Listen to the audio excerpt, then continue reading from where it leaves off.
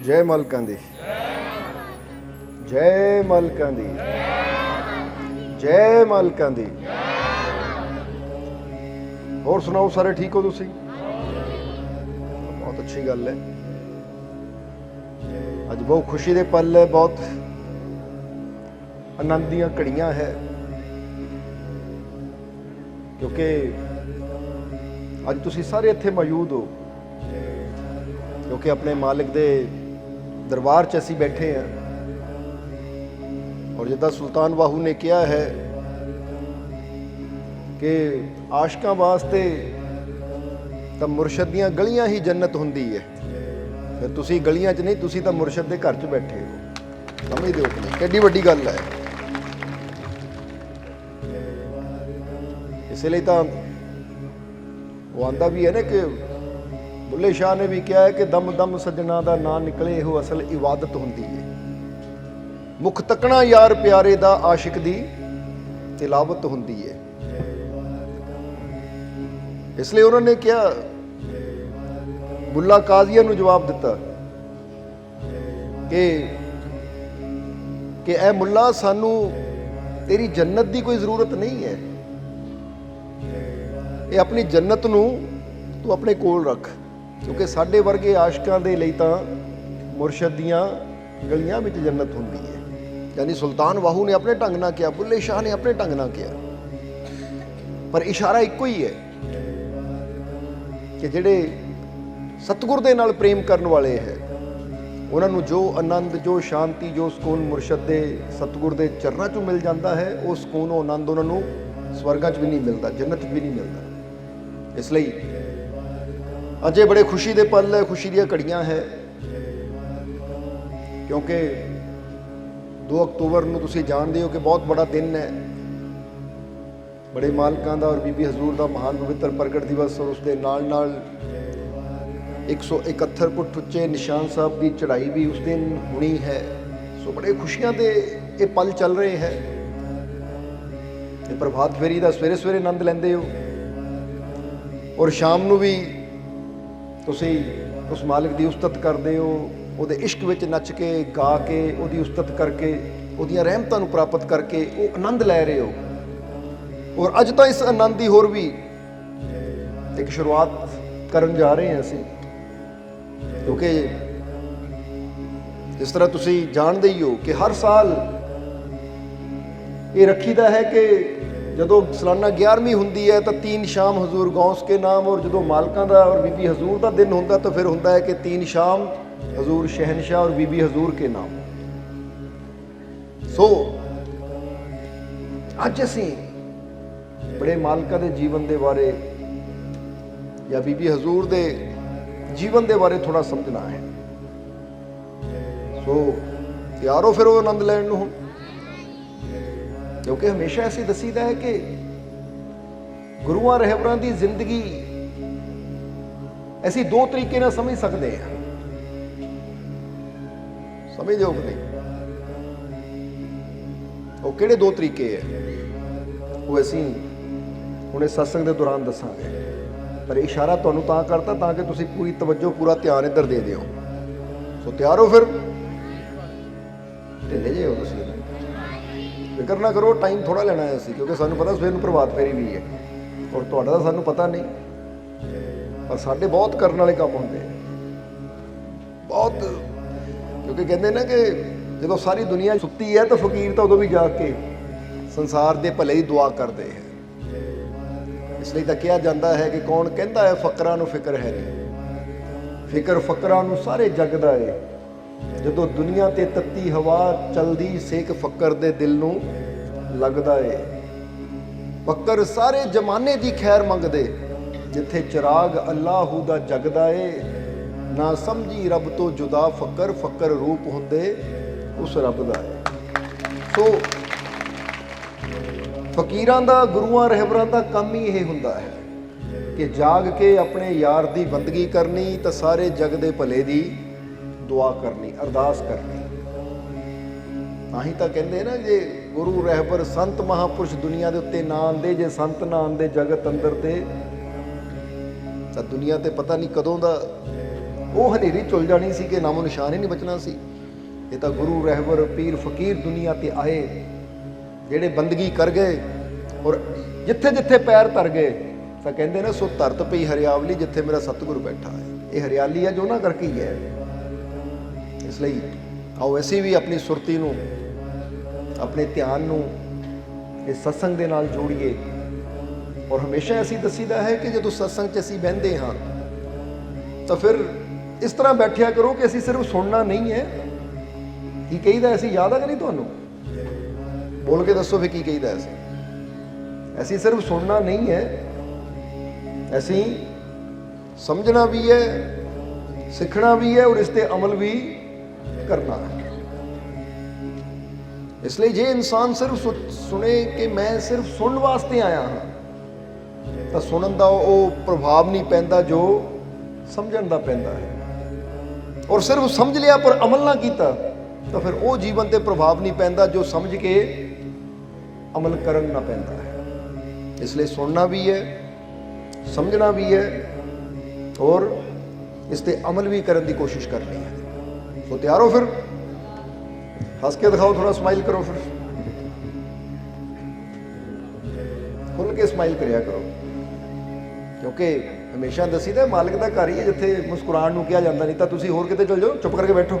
ਪਤਾ ਨਹੀਂ ਧਾਰਮਿਕ ਸਥਾਨ ਤੇ ਬੈਠੇ ਹੱਸੀ ਜਾਂਦੇ, ਦੰਦ ਕੱਢੀ ਜਾਂਦੇ ਤੁਸੀਂ। ਉਹ ਸੀਰੀਅਸ ਜਿਹਾ ਕਰਕੇ ਬੰਦੇ ਨੂੰ ਬਿਠਾ ਦਿੰਦੇ ਨਾ। ਉਹ ਤੂੰ ਪਵਿੱਤਰ ਸਥਾਨ ਤੇ ਆ ਕੇ ਹੱਸਦਾ ਹੈ, ਕਮਾਲ ਦੀ ਗੱਲ ਹੈ। ਰੱਬ ਦੇ ਘਰ 'ਚ ਆ ਕੇ ਨਹੀਂ ਖੁਸ਼ ਹੋਣਾ ਤਾਂ ਹੋਰ ਹੋਣਾ ਕਿੱਥੇ? ਇੱਕ ਬੱਚੇ ਨੇ ਮਾਂ ਬਾਪ ਦੀ ਗੋਦ 'ਚ ਆ ਕੇ ਨਹੀਂ ਲੁੱਡੀਆਂ ਪਾਣੀਆਂ, ਖੁਸ਼ੀਆਂ ਮਨਾਉਣੀਆਂ, ਤਾਂ ਹੋਰ ਹੋਣਾ ਗੁਆਂਢੀਆਂ ਦੀ ਗੋਦ 'ਚ ਜਾ ਕੇ ਪਾਣੀਆਂ ਹੈ। ਗੁਆਂਢੀਆਂ ਤਾਂ ਘਰ 'ਚ ਨਹੀਂ ਬੰਦੇ ਨੂੰ ਪਾਣ ਦੇਣੀ, ਤਾਂ ਗੋਦ 'ਚ ਕੀ ਪਾਣੀਆਂ ਹੈ? ਇਸ ਕਰਕੇ ਬੱਚੇ ਮਾਂ ਬਾਪ ਦੀ ਗੋਦੀ 'ਚ ਆ ਕੇ ਖੁਸ਼ੀਆਂ ਮਾਣਦੇ ਹੈ, ਹੱਸਦੇ ਹੈ, ਲੱਤਾਂ ਪੈਰਾਂ ਮਾਰਦੇ, ਯਾਨੀ ਖੁਸ਼ ਹੁੰਦੇ ਹੈ। ਤਾਂ ਤੁਸੀਂ ਵੀ ਸਮਝ ਲਓ ਇਹ ਮਾਲਕ ਦੇ ਘਰ 'ਚ ਆਏ ਹੋ, ਆਪਣੇ ਉਹ ਪ੍ਰਭੂ ਦੇ ਕੋਲ ਬੈਠੇ ਹਾਂ ਅਸੀਂ। ਔਰ ਇਹੀ ਪਲ ਖੁਸ਼ੀ ਦੇ ਪਲ ਹੈ, ਇਹੀ ਪਲ ਆਨੰਦ ਦੇ ਪਲ ਹੈ। ਇਸ ਲਈ ਹੱਸ ਲਓ ਥੋੜਾ ਜਿਹਾ, ਸਮਝ ਲਿਓ ਕਿ ਨਹੀਂ? ਜਰਾ ਖਿੱਚ ਕੇ ਕੱਢੋ ਆਪਣੀ ਖੁਸ਼ੀ ਨੂੰ ਬਾਹਰ। ਕਿਉਂਕਿ ਬਾਹਰ ਲਿਆਉਣ ਦੇ, ਜਿੱਦਾਂ ਖੂਹ 'ਚੋਂ ਪਾਣੀ ਬਾਹਰ ਲਿਆਉਣਾ ਪੈਂਦਾ ਨਾ, ਇੱਦਾਂ ਹੀ ਅੰਦਰਲੇ ਆਨੰਦ ਨੂੰ ਵੀ ਬਾਹਰ ਲਿਆਉਣਾ ਪੈਂਦਾ ਹੈ। ਹੁਣ ਜੇ ਆਪਾਂ ਬੈਠੇ ਰਵਾਂਗੇ ਕੋਸ਼ਿਸ਼ ਹੀ ਨਾ ਕਰਾਂਗੇ ਤਾਂ ਕਈ ਵਾਰ ਅਸੀਂ ਦੱਸੀਦਾ ਹੈ ਕਿ ਤੁਸੀਂ ਮੁੱਠੀ ਬੰਦ ਕਰਨੀ ਤਾਂ ਕੋਸ਼ਿਸ਼ ਕਰਨੀ ਉੱਦਾਂ ਹੀ ਹੋ ਜਾਏਗੀ। ਰੱਖੋ ਹੱਥ ਕਿ ਮੈਂ ਕੋਸ਼ਿਸ਼ ਨਹੀਂ ਕਰਨੀ, ਆਪਣੇ ਆਪ ਬੰਦ ਹੋਵੇ। ਹੁਣ ਇੱਕ ਛੋਟੀ ਜਿਹੀ ਚੀਜ਼ ਹੈ, ਆਪਣੀ ਮੁੱਠੀ ਨੂੰ ਵੀ ਬੰਦ ਕਰਨਾ ਸਾਨੂੰ ਕੋਸ਼ਿਸ਼ ਕਰਨੀ ਪੈਂਦੀ ਹੈ। ਤਾਂ ਬੰਦਾ ਸੋਚਦਾ ਐਡੀ ਵੱਡੀ ਖੁਸ਼ੀ ਆਪਣੇ ਆਪ ਹੀ ਮੇਰੇ ਜੀਵਨ 'ਚ ਆ ਜਾਵੇ, ਖੁਸ਼ੀਆਂ ਆਪਣੇ ਆਪ ਮੇਰੇ ਜੀਵਨ 'ਚ ਆ ਜਾਣ। ਉਹ ਭਾਈ ਮੁੱਠੀ ਨਹੀਂ ਆਪਣੇ ਆਪ ਬੰਦ ਹੁੰਦੀ ਤਾਂ ਖੁਸ਼ੀ ਆਪਣੇ ਆਪ ਕਿੱਥੋਂ ਆ ਜਾਏਗੀ? ਉਹਦੇ ਵਾਸਤੇ ਵੀ ਕੁਛ ਕਹਿ ਦਿਓ, ਕਰਨਾ ਪੈਣਾ ਹੈ। ਸਮਝਦੇ ਹੋ ਕਿ ਨਹੀਂ? ਕਿਉਂਕਿ ਹਰ ਚੀਜ਼ ਵਾਸਤੇ ਕੁਛ ਨਾ ਕੁਛ ਕਰਨਾ ਪੈਂਦਾ, ਫਿਰ ਹੀ ਉਹ ਚੀਜ਼ ਸਾਡੇ ਜੀਵਨ 'ਚ ਆਉਂਦੀ ਹੈ। ਸੋ ਸਭ ਤੋਂ ਪਹਿਲਾਂ ਇਹ ਦੱਸੋ ਤੁਸੀਂ ਜੀਵਨ 'ਚ ਚਾਹੁੰਦੇ ਕੀ ਹੋ? ਖੁਸ਼ੀ ਚਾਹੁੰਦੇ ਹੋ, ਦੁੱਖ ਚਾਹੁੰਦੇ ਹੋ, ਹੱਸੀ ਚਾਹੁੰਦੇ ਹੋ, ਰੋਣਾ ਚਾਹੁੰਦੇ ਹੋ? ਖੁਸ਼ੀ ਚਾਹੁੰਦੇ ਹੋ ਤਾਂ ਹੁਣ ਦੱਸੋ ਖੁਸ਼ੀ ਲਿਆਉਣ ਵਾਸਤੇ ਕਰਦੇ ਕੀ ਹੋ ਤੁਸੀਂ? ਇਹ ਤਾਂ ਕਹਿੰਦਾ ਮੈਂ ਮੁੱਠੀ ਬੰਦ ਕਰਨਾ ਚਾਹੁੰਦਾ ਪਰ ਮੈਂ ਅੱਧੀ ਬੈਠਾ ਹੈ। ਕਰ ਕੀ ਰਹੇ ਹੋ? ਜ਼ੋਰ ਲਾ ਰਹੇ ਹੋ, ਕੁਛ ਪ੍ਰਯਤਨ ਕਰ ਰਹੇ ਹੋ ਤਾਂ ਕਿ ਮੇਰੇ ਜੀਵਨ 'ਚ ਖੁਸ਼ੀ ਆ ਸਕੇ। ਹੁਣ ਦੇਖੋ ਅਸੀਂ ਹੱਸਣ ਨੂੰ ਕਹਿ ਰਹੇ, ਹੱਸਦਾ ਹੁੰਦਾ ਨਹੀਂ ਤੁਹਾਡੇ ਤੋਂ, ਹੋਰ ਖੁਸ਼ੀ ਕੀ ਆਣੀ ਹੈ? ਕਮਾਲ ਦੀ ਗੱਲ ਹੈ ਕਿ ਨਹੀਂ? ਹਾਲਾਂਕਿ ਸਮਾਈਲ ਕਰਨ ਨੂੰ ਕਿਹੜਾ ਜ਼ੋਰ ਲੱਗਦਾ ਹੈ, ਕਿਹੜੀ ਟਿਕਟ ਲੱਗਦੀ ਹੈ? ਜਾਂ ਕੋਈ ਕਿਸੇ ਸਰਕਾਰ ਨੇ ਟੈਕਸ ਨਹੀਂ ਲਾਇਆ ਕਿ ਤੂੰ ਹੱਸੇਗਾ ਤਾਂ ਤੈਨੂੰ ਇੰਨਾ ਟੈਕਸ ਭਰਨਾ ਪਏਗਾ। ਜਿਹੜਾ ਬੰਦਾ ਸੋਚੇ ਕਿ ਮੈਂ ਹੱਸ ਨਹੀਂ ਸਕਦਾ, ਹੁਣ ਮੁਫਤ ਵਿੱਚ ਅਸੀਂ ਹੱਸਾ ਰਹੇ ਹਾਂ, ਹੱਸਣ ਨੂੰ ਕਹਿ ਰਹੇ, ਉਹ ਨਹੀਂ ਹੁੰਦਾ। ਫਿਰ ਕੀ ਕਹਿੰਦੇ ਹੋ? ਰੱਬਾ ਕਾਹਦੀ ਜ਼ਿੰਦਗੀ, ਖੁਸ਼ੀ ਤਾਂ ਦਿੱਤੀ ਨਹੀਂ, ਜੀਵਨ 'ਚ ਖੁਸ਼ੀਆਂ ਹੀ ਹੈ ਨਹੀਂ। ਉਹ ਰੱਬ ਕਹਿੰਦਾ ਇੰਨੇ ਮੌਕੇ ਦਿੱਤੇ ਤੈਨੂੰ ਹੱਸਣ ਦੇ, ਮੇਰੇ ਪਿਆਰੇ, ਤੈਨੂੰ ਜ਼ੋਰ ਲਾ ਕੇ ਕਹਿੰਦੇ ਸੀ ਹੱਸ ਲੈ ਹੱਸ ਲੈ ਹੱਸ ਲੈ, ਉਦੋਂ ਤੂੰ ਹੱਸਦਾ ਨਹੀਂ ਸੀ। ਹੁਣ ਮੈਨੂੰ ਦੋਸ਼ ਦਿੰਦਾ ਹੈ ਕਿ ਮੈਨੂੰ ਖੁਸ਼ੀ ਨਹੀਂ ਦਿੱਤੀ ਜੀਵਨ 'ਚ। ਸੋ ਖੁਸ਼ੀ ਆਪਣੇ ਆਪ ਨਹੀਂ ਆਉਂਦੀ, ਖੁਸ਼ੀ ਨੂੰ ਲਿਆਉਣ ਵਾਸਤੇ ਕੋਸ਼ਿਸ਼ ਕਰਨੀ ਪੈਂਦੀ ਹੈ। ਸਮਝਦੇ ਹੋ ਕਿ ਨਹੀਂ? ਆਓ ਫਿਰ ਕੋਸ਼ਿਸ਼ ਕਰੀਏ। ਇਸ ਲਈ ਕਰੋ ਫਿਰ ਸਮਾਈਲ ਇੱਕ ਵਾਰ, ਫਿਰ ਸ਼ਾਬਾਸ਼ ਸ਼ਾਬਾਸ਼, ਖੁੱਲ ਕੇ ਕਰੋ। ਫਿਰ ਇੱਦਾਂ ਪਤਾ ਲੱਗਦਾ ਖੁਸ਼ੀ ਨਾਲ ਬੈਠੇ ਹੋ। ਸਮਝਦੇ ਹੋ ਕਿ ਨਹੀਂ? ਚਲੋ ਫਿਰ ਉਹ ਆਨੰਦ ਦੀ ਸ਼ੁਰੂਆਤ ਕਰੀਏ। ਜੈ ਮਾਲਕਾਂ ਦੀ, ਜੈ ਮਾਲਕਾਂ ਦੀ, ਜੈ ਮਾਲਕਾਂ ਦੀ। ਨੋ ਤਾਂ ਇੱਦੇ ਵੀ ਜਾਤੇ ਤੁਸੀਂ।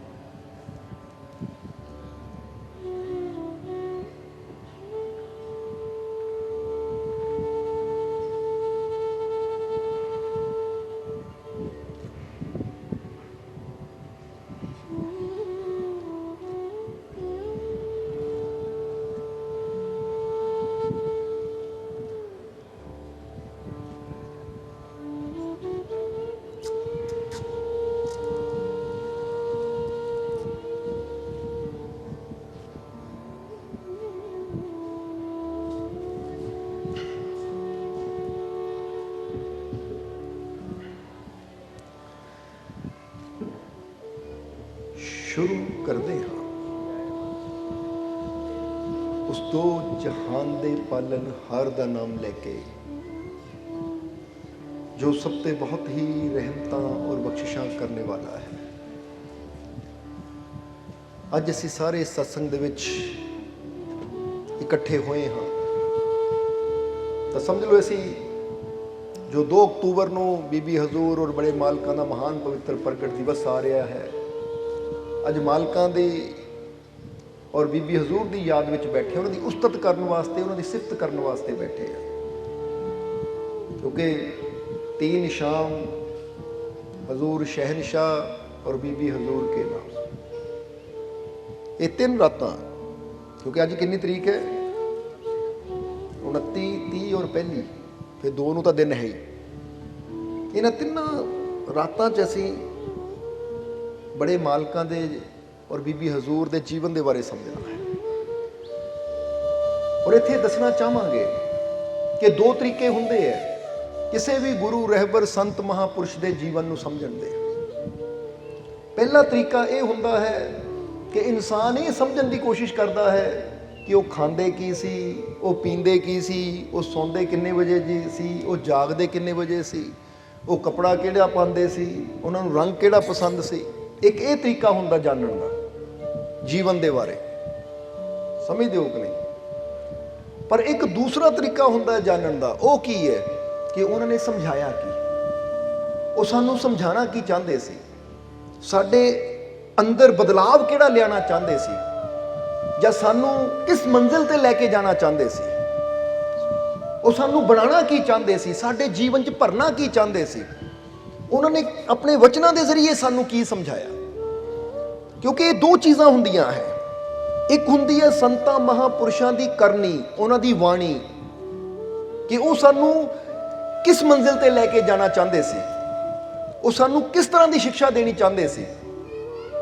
और एक हुंदा है कि उन्होंने जीवन च की खाधा, की पीता, किहड़ा कपड़ा पाया, कित्थे सुते, कित्थे जागे।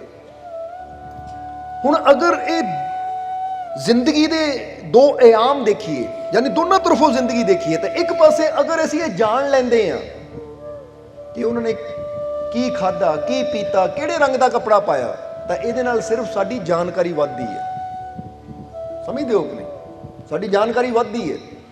पर अगर असी दूजी तरफ नूं देखिए कि वो सानू लैके कित्थे जाना चाहते सी, साडे अंदर भरना की चाहते सी, सानू कैसा इंसान बनाना चाहते सी, या सानू किस मंजिल ते लैके जाना चाहते सी, अपने शब्दों के जरिए, अपने वचनों के जरिए सानू की समझाना चाहते सी, अगर असी वो समझ लवांगे तो फिर साडी जिंदगी बदलेगी। समझते हो कि नहीं, फिर साडा जीवन बदलेगा। क्योंकि हो सकता है कि उन्हां दे वचनां नूं, उन्हां दी वाणी नूं, उन्हां दे शब्दां नूं अगर असीं सुणीए, समझिए और उन्हां नूं अपने जीवन ते लागू करिए तो साडे जीवन भी बदलाव आ सकता है। ये गल हमेशा याद रखना, क्योंकि गुरुआं रहबरां संतां महापुरुषां दी जिंदगी नूं जदों असीं देखदे हां या उन्हां बारे पढ़दे हां, सुणदे हां, तो फिर सानूं पता लगता है कि उन्होंने अपने जीवन च ऐसा की कीता कि जिस ऐसे किहड़े मार्ग ते चले, जिस मार्ग ते चल के वो परमानंद दे नेड़े हो गए, यानी उस परमानंद नूं उन्होंने प्राप्त किया। क्योंकि जदों इंसान एक नूं देखदा ना कि एक इंसान इस मार्ग ते चल के इंसान तो भगवान हो सकता है, तो इसदा मतलब दूजे इंसान वास्ते भी रास्ता बन जाता है, खुल जाता है कि अगर मैं भी मेहनत करा तो मैं भी इस रास्ते चल के उस मंजिल तक पहुंच सकता। इसलिए तो महात्मा बुद्ध ने किया है, जरा समझना। महात्मा बुद्ध एक बड़ा प्यारी एक छोटी जी लाइन है। महात्मा बुद्ध कहते आप दीपो भव, जरा गौर करना की इशारा किया उन्होंने, आप दीपो भव। ਇਹਦਾ मतलब है कि अपने दीवे आप बनना है। अपने अंदर दीवे बनने का मतलब की है कि असी सिर्फ ये नहीं सुनना कि गुरुआं ने इन्नी बंदगी की, इदा नेकियां कीतियां, इदा भला किया पैगंबरां पीरां फकीरां ने। असी सिर्फ सुनना नहीं है, असी सुन के वो चीज़ नूं अपने अंदर भी उतारना है कि जे गुरुआं रहबरां ने सब नाल प्रेम किया तो हुण मैं सुन लिया कि उन्होंने सब नाल प्रेम किया, हुण प्रेम का दीपक मैं अपने अंदर भी जगावां। ताकि मैं भी सब नाल प्रेम करा, क्योंकि जे वो प्रेम करके उस मंजिल तक पहुंच सकते हैं तो यदा मतलब है जे मैं भी प्रेम करा तो मैनू भी वो मंजिल मिल सकती है। इनू कहते हैं कि अपने दीपक आप बनना है, अपने अंदरों ज्ञान का दीपक जगाना है, अपने अंदरों प्रेम का दीपक जगाना है। क्योंकि समझ लो कि एक बुझिया होया चिराग है, ਉਹਦੇ चारों तरफ तुसी चाहे 10 दीपक जगे हुए रख दो और वो चिराग पिया है और ਉਹਨਾਂ ਦੀ रोशनी का फायदा ले रहा है, पर वो रोशनी का फायदा ले रहा दूजियां दी, हाले ਉਹਦੀ अपनी कोई रोशनी नहीं है। मज़ा तो फिर है कि वो जगदे हुए दीवे दे कोल जाके बुझिया होया दीपक भी अपने आप नू जगा लवे तो फिर फायदा है, फिर मज़ा है कि जेड़ा प्रकाश ਉਹਦੇ अंदर सी ਉਹਦੀ सोबत विच बह के ਉਹਦੀ संगत करके वो प्रकाश मेरे अंदर भी आ गया, मैं भी वो प्रकाश नू धारण कर लिया, प्राप्त कर लिया। इनू कहते हैं फकीरां गुरुआं दी सोबत। पर अज हुंदा की है कि इंसान जीवनी बारे सुन लैंदा है, रट लैंदा है कि इन्ने सन दे विच जन्म होया सी, इदां जिंदगी गुजारी, या उन्होंने की अपने जीवन दे विच भला कीता या किदां दुखियां ते दया कीती, वो हर चीज़ नू इंसान याद कर लैंदा है। पर हुण याद कर लिया कि गुरु रहबरां ने सब ते दया कीती, पर की ऐसी दयालु बने?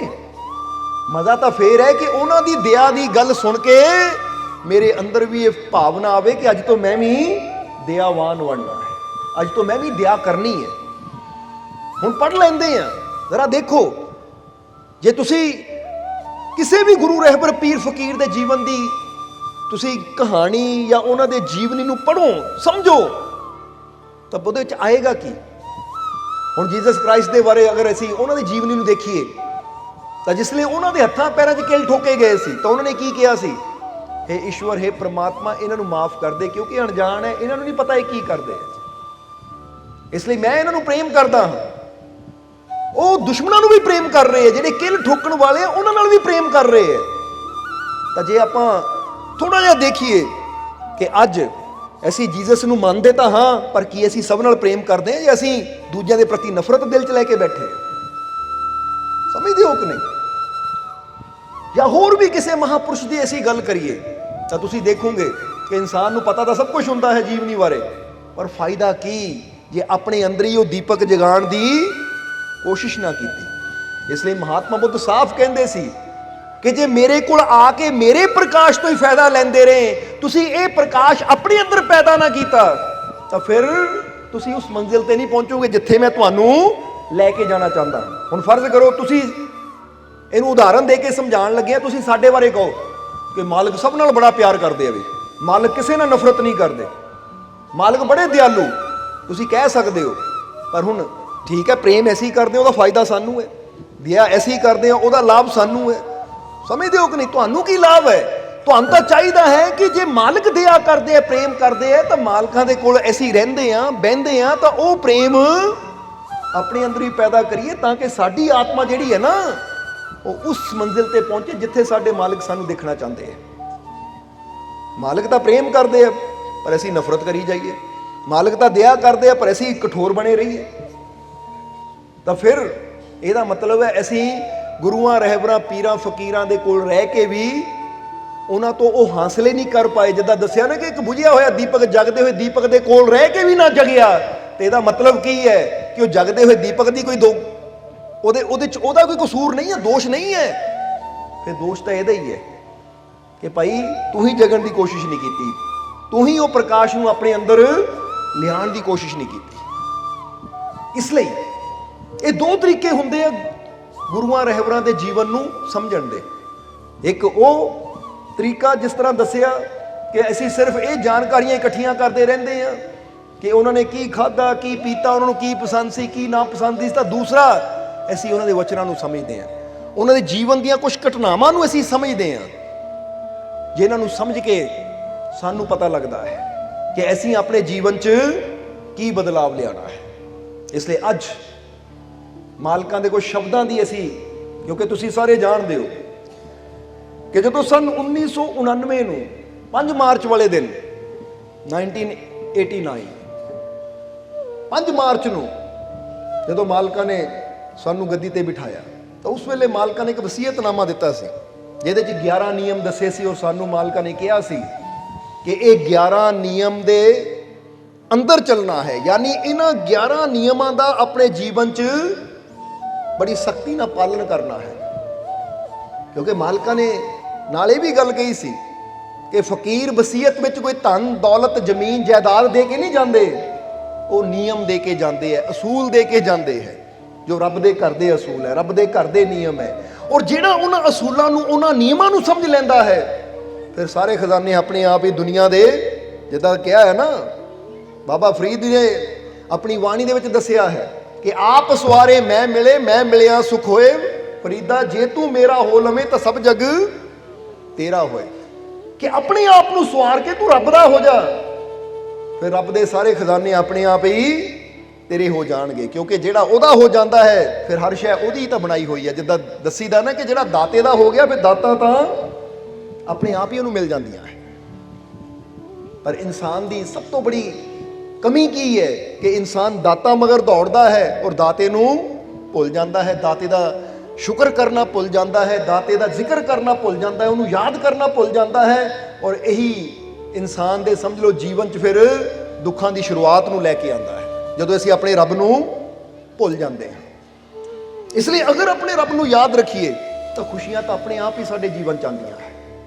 इसलिए पहली चीज़ याद रखनी है कि अगर सानू जीवन च खुशियां चाहिए हैं, अगर सानू जीवन च आनंद चाहिए है, जीवन च सफलता चाहिए है, तो फिर अपने परमात्मा नूं हमेशा और सर्वशक्तिशाली परमात्मा नूं जिसने सानू जीवन दिता है, जिंदगी दी है, उन्होंने हमेशा याद रखना है। समझते हो कि नहीं? और याद रखने का मतलब ये नहीं कि असीं उहदा नाम लै लिया कि तुरन लगे उहदा नाम लै लिया। क्योंकि कई बार देखिया कि बंदा नाम तो बहुत लैंदा है पर विश्वास नहीं करता। समझते हो कि नहीं? हुण कई बार तुसीं देखते हो ना, घरों नाम लैके तुरदे हो परमात्मा कृपा करी, हुण तुर पैंदे हो तो रस्ते च कोई परेशानी आ जाए, कोई दिक्कत आ जाए, तो फिर बंदा की कहता है, फर्ज करो बिल्ली रास्ता कट जाए तो बंदा डर जाता है। मैं तो रब का नाम लैके तुरिया सी पर बिल्ली दे रास्ता कट्टण ना जे मैं डर गया तो यह मतलब रब का नाम सिर्फ मेरी जुबान ते सी, हाले मैनूं उत्ते विश्वास नहीं है। और कई बार देखिया कि इंसान कहता है जाते जाते एक टायर पैंचर गड्डी का हो गया, कोई परेशानी आ गई, तो बंदा फिर कहता है पता नहीं किसी ने कुछ कर ही तो नहीं दिता, किसी ने कोई जादू तो नहीं करता, किसी ने कोई टूना तो नहीं करता जी ये परेशानी आ गई है। क्योंकि कई बार देखिया है साढ़े को तो बेनतियां आंदियां रहिंदियां है जी, सफलता नहीं मुंडे नूं मिलती, पता नहीं किसी ने कहा काम बनिया होया है, किसी ने कहा पैरों की मिट्टी चक्की हुई है। वो कमाल की गल है।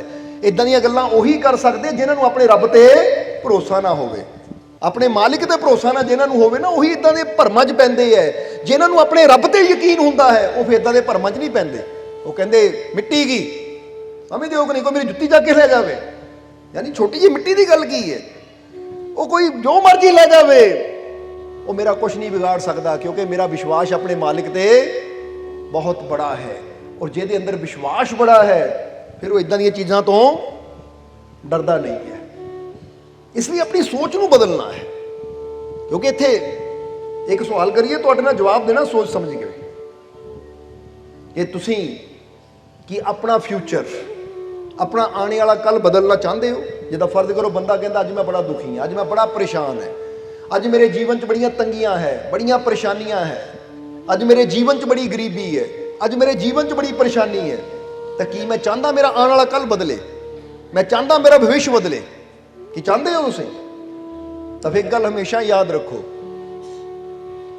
कि आने वाला कल बदल सकता है, आने वाला भविष्य बदल सकता है अगर असी अज अपनी आदत नूं बदल लईए। समझदे हो कि नहीं? क्योंकि अगर असी अज अपनी आदत बदलने नूं तैयार नहीं है, अगर असी अज जो बुरा कर रहे हैं वो छड्डण नूं तैयार नहीं है, तो साडा आने वाला कल, साडा भविष्य कदी बदल नहीं सकता। अगर अज असी मन अपना बना लिए कि अज तो मैं अपने अंदरली बुराई नूं खत्म करना है, अपने अंदरलियां कमियां नूं दूर करना है, अज तो मैं अपने अंदरों शंका नूं खत्म करके अपने मालिक का विश्वास पैदा करना है, अज तो मैं बुरियां आदतों नूं छड्ड के अच्छियां आदतां अपनानियां है। अगर अज असीं ये फैसला कर लवांगे तो याद रखो, जिन्हें अज ये फैसला कर लिया और इस ते अटल हो गया, अमल कर लिया, चलना शुरू कर दिता, आने वाला कल उहदा जरूर बदलेगा। ये गल याद रखना हमेशा, क्योंकि आने वाला कल बदलने का बल, इनू याद रखो कि आने वाला कल बदलने का बल परमात्मा ने ਤੁਹਾਡੇ ਹੱਥ 'ਚ ਦਿੱਤਾ ਹੋਇਆ ਹੈ, ਕਿਉਂਕਿ ਤੁਸੀਂ ਆਪਣੀਆਂ ਆਦਤਾਂ ਨੂੰ ਬਦਲ ਕੇ ਆਪਣੇ ਆਉਣ ਵਾਲੇ ਸਮੇਂ ਨੂੰ ਬਦਲ ਸਕਦੇ ਹੋ। ਜਰਾ ਸੋਚਣਾ ਸਮਝਣਾ ਇਸ ਚੀਜ਼ ਨੂੰ। ਇਸ ਲਈ ਥੋੜਾ ਜਿਹਾ ਇੱਥੇ ਵਿਚਾਰ ਕਰਨਾ ਹੈ। ਅਗਰ ਬੈਠੇ ਬੈਠੇ ਤੁਹਾਨੂੰ ਆਦਤ ਹੈ ਕਿ ਡਰ ਦੀ ਗੱਲ ਕਰੀ ਜਾਣੀ ਹੈ, ਡਰ ਬਾਰੇ ਸੋਚੀ ਜਾਣਾ, ਜਾਂ ਕਿਸੇ ਭੂਤ ਪ੍ਰੇਤ ਦੀ ਗੱਲ ਕਰੀ ਜਾਣੀ ਹੈ, ਤਾਂ ਜਿੱਦਾਂ ਦਾ ਇਨਸਾਨ ਜ਼ਿਕਰ ਕਰਦਾ ਨਾ, ਫਿਰ ਜ਼ਰਾ ਗੌਰ ਕਰੋ। ਜੇ ਹੁਣ ਬੈਠੇ ਬੈਠੇ ਅਸੀਂ ਇਹਦੇ ਬਾਰੇ ਬੜੀ ਵਿਸਤਾਰ ਨਾਲ ਦੱਸਿਆ, ਪਰ ਇੱਥੇ ਇੱਕ ਛੋਟਾ ਜਿਹਾ ਇਸ਼ਾਰਾ ਕਰਾਂਗੇ ਕਿ ਜੇ ਬੈਠੇ ਬੈਠੇ ਤੁਸੀਂ ਕਿਸੇ ਭੂਤ ਪ੍ਰੇਤ ਦੀ ਗੱਲ ਕਰਨੀ ਸ਼ੁਰੂ ਕਰ ਦਿਓ, ਤਾਂ ਤੁਸੀਂ ਆਉਣ ਵਾਲੇ ਸਮੇਂ ਨੂੰ ਕੀ ਬਣਾ ਰਹੇ ਹੋ? ਆਪਣੇ ਅੰਦਰ ਡਰ ਭਰ ਰਹੇ ਹੋ। ਇਹ ਗੱਲ ਕਰਨ ਤੋਂ ਬਾਅਦ ਜਦੋਂ ਤੁਸੀਂ ਘਰ ਜਾਣਾ ਨਾ, ਜਾਂ ਰਸਤੇ ਚੱਲਣਾ ਹੈ, ਤੁਹਾਡੇ ਅੰਦਰ ਇੱਕ ਡਰ ਪੈਦਾ ਹੋਣਾ ਹੈ। ਕਿਉਂਕਿ ਉਹ ਡਰ ਆਇਆ ਕਿੱਥੋਂ? ਕਿਉਂਕਿ ਤੁਸੀਂ ਪਿੱਛੇ ਜਿਹੜਾ ਗੁਜ਼ਰੇ ਹੋਏ ਪਲ ਹੈ ਉਹਦੇ 'ਚ ਉਹਦਾ ਜ਼ਿਕਰ ਕੀਤਾ ਹੈ। ਇਸ ਲਈ ਆਉਣ ਵਾਲੇ ਪਲਾਂ 'ਚ ਉਹ ਡਰ ਨੂੰ ਅਸੀਂ ਨਾਲ ਲੈ ਕੇ ਚੱਲਦੇ ਹਾਂ। ਤਾਂ ਜੇ ਜ਼ਿਕਰ ਹੀ ਸਾਡਾ ਪਰਮਾਤਮਾ ਦੀ, ਜਰਾ ਗੌਰ ਕਰਨਾ, ਜੇ ਸਾਡੀ ਜ਼ੁਬਾਨ ਤੇ ਪਰਮਾਤਮਾ ਦੀ ਗੱਲ ਹੋਵੇ, ਜੇ ਸਾਡੀ ਜ਼ੁਬਾਨ ਤੇ ਵਿਸ਼ਵਾਸ ਦੀ ਗੱਲ ਹੋਵੇ, ਰੱਬ ਦੀਆਂ ਰਹਿਮਤਾਂ ਦੀ ਗੱਲ ਹੋਵੇ, ਤਾਂ ਫਿਰ ਜ਼ਰਾ ਸੋਚੋ ਆਉਣ ਵਾਲੇ ਅਗਲੇ ਪਲ ਕਿੱਦਾਂ ਦੇ ਹੋਣਗੇ। ਬੰਦੇ ਦੇ ਸਾਰੇ ਡਰ, ਸਾਰੀਆਂ ਚਿੰਤਾਵਾਂ, ਸਾਰੀਆਂ ਫਿਕਰਾਂ ਉੱਥੇ ਖਤਮ ਹੋ ਜਾਣਗੀਆਂ। ਫਿਰ ਬੰਦੇ ਦਾ ਹਰ ਕਦਮ ਵਿਸ਼ਵਾਸ ਨਾਲ ਉੱਠੇਗਾ, ਯਕੀਨ ਦੇ ਨਾਲ ਉੱਠੇਗਾ। ਇਸ ਲਈ ਗੁਰੂ ਰਹਿਬਰ ਪੀਰ ਫਕੀਰ ਸਾਨੂੰ ਆਪਣੇ ਸ਼ਬਦਾਂ ਦੇ ਜ਼ਰੀਏ ਉਹ ਖਜ਼ਾਨਾ ਦੇ ਜਾਂਦੇ ਹੈ ਕਿ ਅਗਰ ਅਸੀਂ ਉਹਨਾਂ ਦੇ ਸ਼ਬਦਾਂ ਨੂੰ ਸਮਝ ਲਈਏ, ਉਹਨਾਂ ਦੇ ਸ਼ਬਦਾਂ ਨੂੰ ਪਕੜ ਲਈਏ, ਤਾਂ ਸਾਡੀ ਪੂਰੀ ਜ਼ਿੰਦਗੀ ਬਦਲ ਸਕਦੀ ਹੈ। ਕਿਉਂਕਿ ਕਈ ਵਾਰ ਕਿਹਾ ਜਾਂਦਾ ਨਾ ਕਿ ਇੱਕ ਛੋਟਾ ਜਿਹਾ ਸ਼ਬਦ ਅਗਰ ਅਸੀਂ ਆਪਣੇ ਪੱਲੇ ਬੰਨ੍ਹ ਲਈਏ ਤਾਂ ਬਹੁਤ ਬੜੇ ਨੁਕਸਾਨ ਤੋਂ ਅਸੀਂ ਬਚ ਜਾਂਦੇ ਹਾਂ। ਫਿਰ ਫਕੀਰਾਂ ਦੇ ਬਚਨੇ ਹੀ ਬੜੇ ਵੱਡੇ ਹੁੰਦੇ ਆ। ਸਮਝਣਾ ਜ਼ਰਾ ਸਾਰਿਆਂ ਨੇ। ਇੱਥੇ ਇੱਕ ਛੋਟੀ ਜਿਹੀ ਕਹਾਣੀ ਦੱਸਾਂਗੇ ਔਰ ਫਿਰ ਬੜੇ ਮਾਲਕਾਂ ਦੇ ਉਹ ਬਚਨਾਂ ਦੀ ਤਰਫ ਲੈ ਕੇ ਚਲਾਂਗੇ ਤੁਹਾਨੂੰ। ਇੱਕ ਵਾਰ ਨਾ ਇੱਕ ਆਦਮੀ ਇੱਕ ਛੋਟੇ ਜਿਹੇ ਗਾँव 'ਚ ਰਹਿੰਦਾ ਸੀ। ਜਦੋਂ ਗਾँव 'ਚ ਰਹਿੰਦਾ ਸੀ ਤਾਂ ਉਹਦੀ ਹਾਲਤ ਬੜੀ ਖਰਾਬ ਸੀ, ਯਾਨੀ ਬੜੀ ਗਰੀਬੀ ਦੀ ਜ਼ਿੰਦਗੀ ਜੀ ਰਿਹਾ ਸੀ। ਨਵੀਂ ਜਦੋਂ ਉਹਦੀ ਨੌਜਵਾਨ ਦੀ ਸ਼ਾਦੀ ਹੋਈ ਤਾਂ ਸ਼ਾਦੀ ਨੂੰ ਹਾਲੇ 2-3 ਮਹੀਨੇ ਹੋਏ ਤਾਂ ਉਹਨੇ ਆਪਣੀ ਪਤਨੀ ਨੂੰ ਕਿਹਾ ਕਿ ਦੇਖ, ਇਸ ਗਾँव ਦੇ ਵਿੱਚ ਕੰਮ ਵੀ ਕੋਈ ਨਹੀਂ ਹੈ ਔਰ ਇਦਾਂ ਗਰੀਬੀ ਦੀ ਜ਼ਿੰਦਗੀ, ਜਦੋਂ ਤੱਕ ਮੈਂ ਇਕੱਲਾ ਸੀ ਜੀ ਰਿਹਾ ਸੀ, ਠੀਕ ਹੈ, ਹੁਣ ਤੂੰ ਮੇਰੇ ਨਾਲ ਆ ਗਈ ਹੈ ਤਾਂ ਹੁਣ ਇਦਾਂ ਦੀ ਜ਼ਿੰਦਗੀ ਮੈਨੂੰ ਪਸੰਦ ਨਹੀਂ ਹੈ। ਮੈਂ ਚਾਹੁੰਦਾ ਕਿ ਮੈਂ ਦੂਰ ਸ਼ਹਿਰ ਜਾਵਾਂ ਔਰ ਸ਼ਹਿਰ ਜਾ ਕੇ ਕੋਈ ਚੰਗਾ ਕੰਮ ਕਰਕੇ 4 ਪੈਸੇ ਕਮਾਵਾਂ, ਜੋੜਾਂ, ਤਾਂ ਫਿਰ ਮੈਂ ਇਸ ਪਿੰਡ 'ਚ ਆ ਕੇ ਕੋਈ ਅੱਛਾ ਕੰਮ ਸ਼ੁਰੂ ਕਰਾਂ। ਉਹਦੇ ਵਾਸਤੇ ਮੈਨੂੰ ਤੇਰੀ ਇਜਾਜ਼ਤ ਚਾਹੀਦੀ ਹੈ ਕਿ ਕੁਝ ਸਾਲਾਂ ਵਾਸਤੇ ਮੈਂ ਜਾਇਆ ਵਾਂ। ਤਾਂ ਉਸ ਔਰਤ ਨੇ ਕਿਹਾ, ਠੀਕ ਹੈ ਜੀ, ਜੇ ਤੁਹਾਡੀ ਇੱਛਾ ਹੀ ਹੈ ਜਾਣ ਦੀ ਤਾਂ ਫਿਰ ਤੁਸੀਂ ਜਾਓ। ਹੁਣ ਕਹਿੰਦੇ ਹੈ ਪਤੀ ਨੇ ਤਿਆਰੀ ਕੀਤੀ, ਅਗਲੇ ਦਿਨ ਹੀ ਰਵਾਨਗੀ ਕਰ ਲਈ। ਜਦੋਂ ਪਤੀ ਦੀ ਰਵਾਨਗੀ ਹੋ ਗਈ ਤਾਂ ਉਸ ਤੋਂ ਅਗਲੇ ਦਿਨ ਹੀ ਇਸ ਔਰਤ ਨੂੰ ਪਤਾ ਲੱਗਾ ਕਿ ਮੇਰੇ ਗਰਭ ਵਿੱਚ ਬੱਚਾ ਹੈ। ਪਰ ਹੁਣ ਮੈਂ ਉਹਨਾਂ ਨੂੰ ਖਬਰ ਕਿੱਦਾਂ ਦੇਵਾਂ? ਉਹ ਤਾਂ ਚਲੇ ਗਏ ਘਰੋਂ, ਕਿਉਂਕਿ ਉਸ ਵੇਲੇ ਮੋਬਾਈਲ ਵੀ ਨਹੀਂ ਹੁੰਦੇ ਸੀ ਔਰ ਚਿੱਠੀਆਂ ਦੇ ਵੀ ਸਾਧਨ ਉਸ ਵੇਲੇ ਨਹੀਂ ਸੀ, ਕਿਉਂਕਿ ਡਾਕ ਵੀ ਅੰਗਰੇਜ਼ਾਂ ਦੇ ਆਉਣ ਤੋਂ ਬਾਅਦ ਹੀ ਸ਼ੁਰੂ ਹੋਈ ਹੈ। ਉਸ ਤੋਂ ਪਹਿਲਾਂ ਤਾਂ ਕਬੂਤਰ ਹੀ ਭੇਜੇ ਜਾਂਦੇ ਸੀ। ਸਮਝਦੇ ਹੋ ਕਿ ਨਹੀਂ? ਹੁਣ ਕਿਹਾ ਜਾਂਦਾ ਹੈ ਕਿ ਔਰਤ ਗਰਭਵਤੀ, ਉਹਨੂੰ ਪਤਾ ਲੱਗਾ ਕਿ ਮੇਰੇ ਗਰਭ 'ਚ ਬੱਚਾ ਹੈ। ਪਰ ਚਲੋ ਜਦੋਂ ਆਣਗੇ ਸਾਲ 2 ਸਾਲ ਬਾਅਦ ਬੱਚੇ ਨੂੰ ਦੇਖਣਗੇ ਤਾਂ ਕਿੰਨੀ ਇਹਨਾਂ ਨੂੰ ਖੁਸ਼ੀ ਹੋਏਗੀ।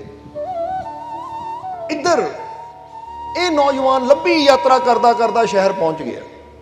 ਜਦੋਂ ਸ਼ਹਿਰ ਗਿਆ ਤਾਂ ਹੁਣ ਸੋਚ ਰਿਹਾ ਹੈ ਕਿ ਕਿਤੇ ਵਧੀਆ ਜੇ ਸੇਠ ਕੋਲ, ਵਧੀਆ ਜੇ ਅਗਰ ਨਵਾਬ ਦੇ ਕੋਲ ਮੈਨੂੰ ਕੰਮ ਮਿਲ ਜਾਵੇ ਤਾਂ ਫਿਰ ਜ਼ਿੰਦਗੀ ਦਾ ਮਜ਼ਾ ਹੈ। ਕਿਉਂਕਿ ਜਿੰਨਾ ਕੋਈ ਅਮੀਰ ਆਦਮੀ ਹੋਏਗਾ ਉਹਦੇ ਕੋਲ ਕੰਮ ਕਰੂੰਗਾ ਤਾਂ ਪੈਸਾ ਵੀ ਉਨਾ ਜ਼ਿਆਦਾ ਮੈਨੂੰ ਮਿਲੇਗਾ। ਹੁਣ ਗਿਆ, ਇੱਕ ਨਵਾਬ ਨੂੰ ਦੇਖਿਆ, ਇੱਕ ਸੇਠ ਨੂੰ ਦੇਖਿਆ ਕਿ ਉਹਦਾ ਬਹੁਤ ਬੜਾ ਬਿਜ਼ਨਸ ਹੈ, ਬਹੁਤ ਬੜੀ ਦੁਕਾਨ ਹੈ ਜਿੱਥੇ ਕਈ ਨੌਕਰ ਚਾਕਰ ਕੰਮ ਕਰਦੇ ਹੈ। ਤੇ ਉਹਨਾਂ ਜਾ ਕੇ ਸੇਠ ਨੂੰ ਰਿਕੁਐਸਟ ਕੀਤੀ, ਬੇਨਤੀ ਕੀਤੀ ਕਿ ਸੇਠ ਜੀ, ਬੜੇ ਦੂਰੋਂ ਨਗਰ ਤੋਂ ਆਇਆ ਹਾਂ, ਮੈਨੂੰ ਆਪਣਾ ਨੌਕਰ ਬਣਾ ਦਿਓ। ਤਾਂ ਸੇਠ ਨੇ ਕਿਹਾ ਵੀ ਜੇ ਨੌਕਰੀ ਕਰਨੀ ਤਾਂ ਮੇਰੀ ਇੱਕ ਸ਼ਰਤ ਹੈ, 15 ਸਾਲ ਵਾਸਤੇ ਤੈਨੂੰ ਪੱਕੀ ਨੌਕਰੀ ਇੱਥੇ ਕਰਨੀ ਪੈਣੀ, ਉਸ ਤੋਂ ਪਹਿਲਾਂ ਛੁੱਟੀ ਨਹੀਂ ਮਿਲਣੀ ਤੈਨੂੰ, ਕਿਉਂਕਿ ਮੇਰੇ ਵੀ ਕੁਝ ਨਿਯਮ ਹੈ। ਇਹ ਨਹੀਂ ਕਿ ਅੱਜ ਤੂੰ ਕੰਮ ਕਰਦਾ ਕੱਲ੍ਹ ਨੂੰ ਕਿਤੇ ਚਲਾ ਜਾਵੇਂ।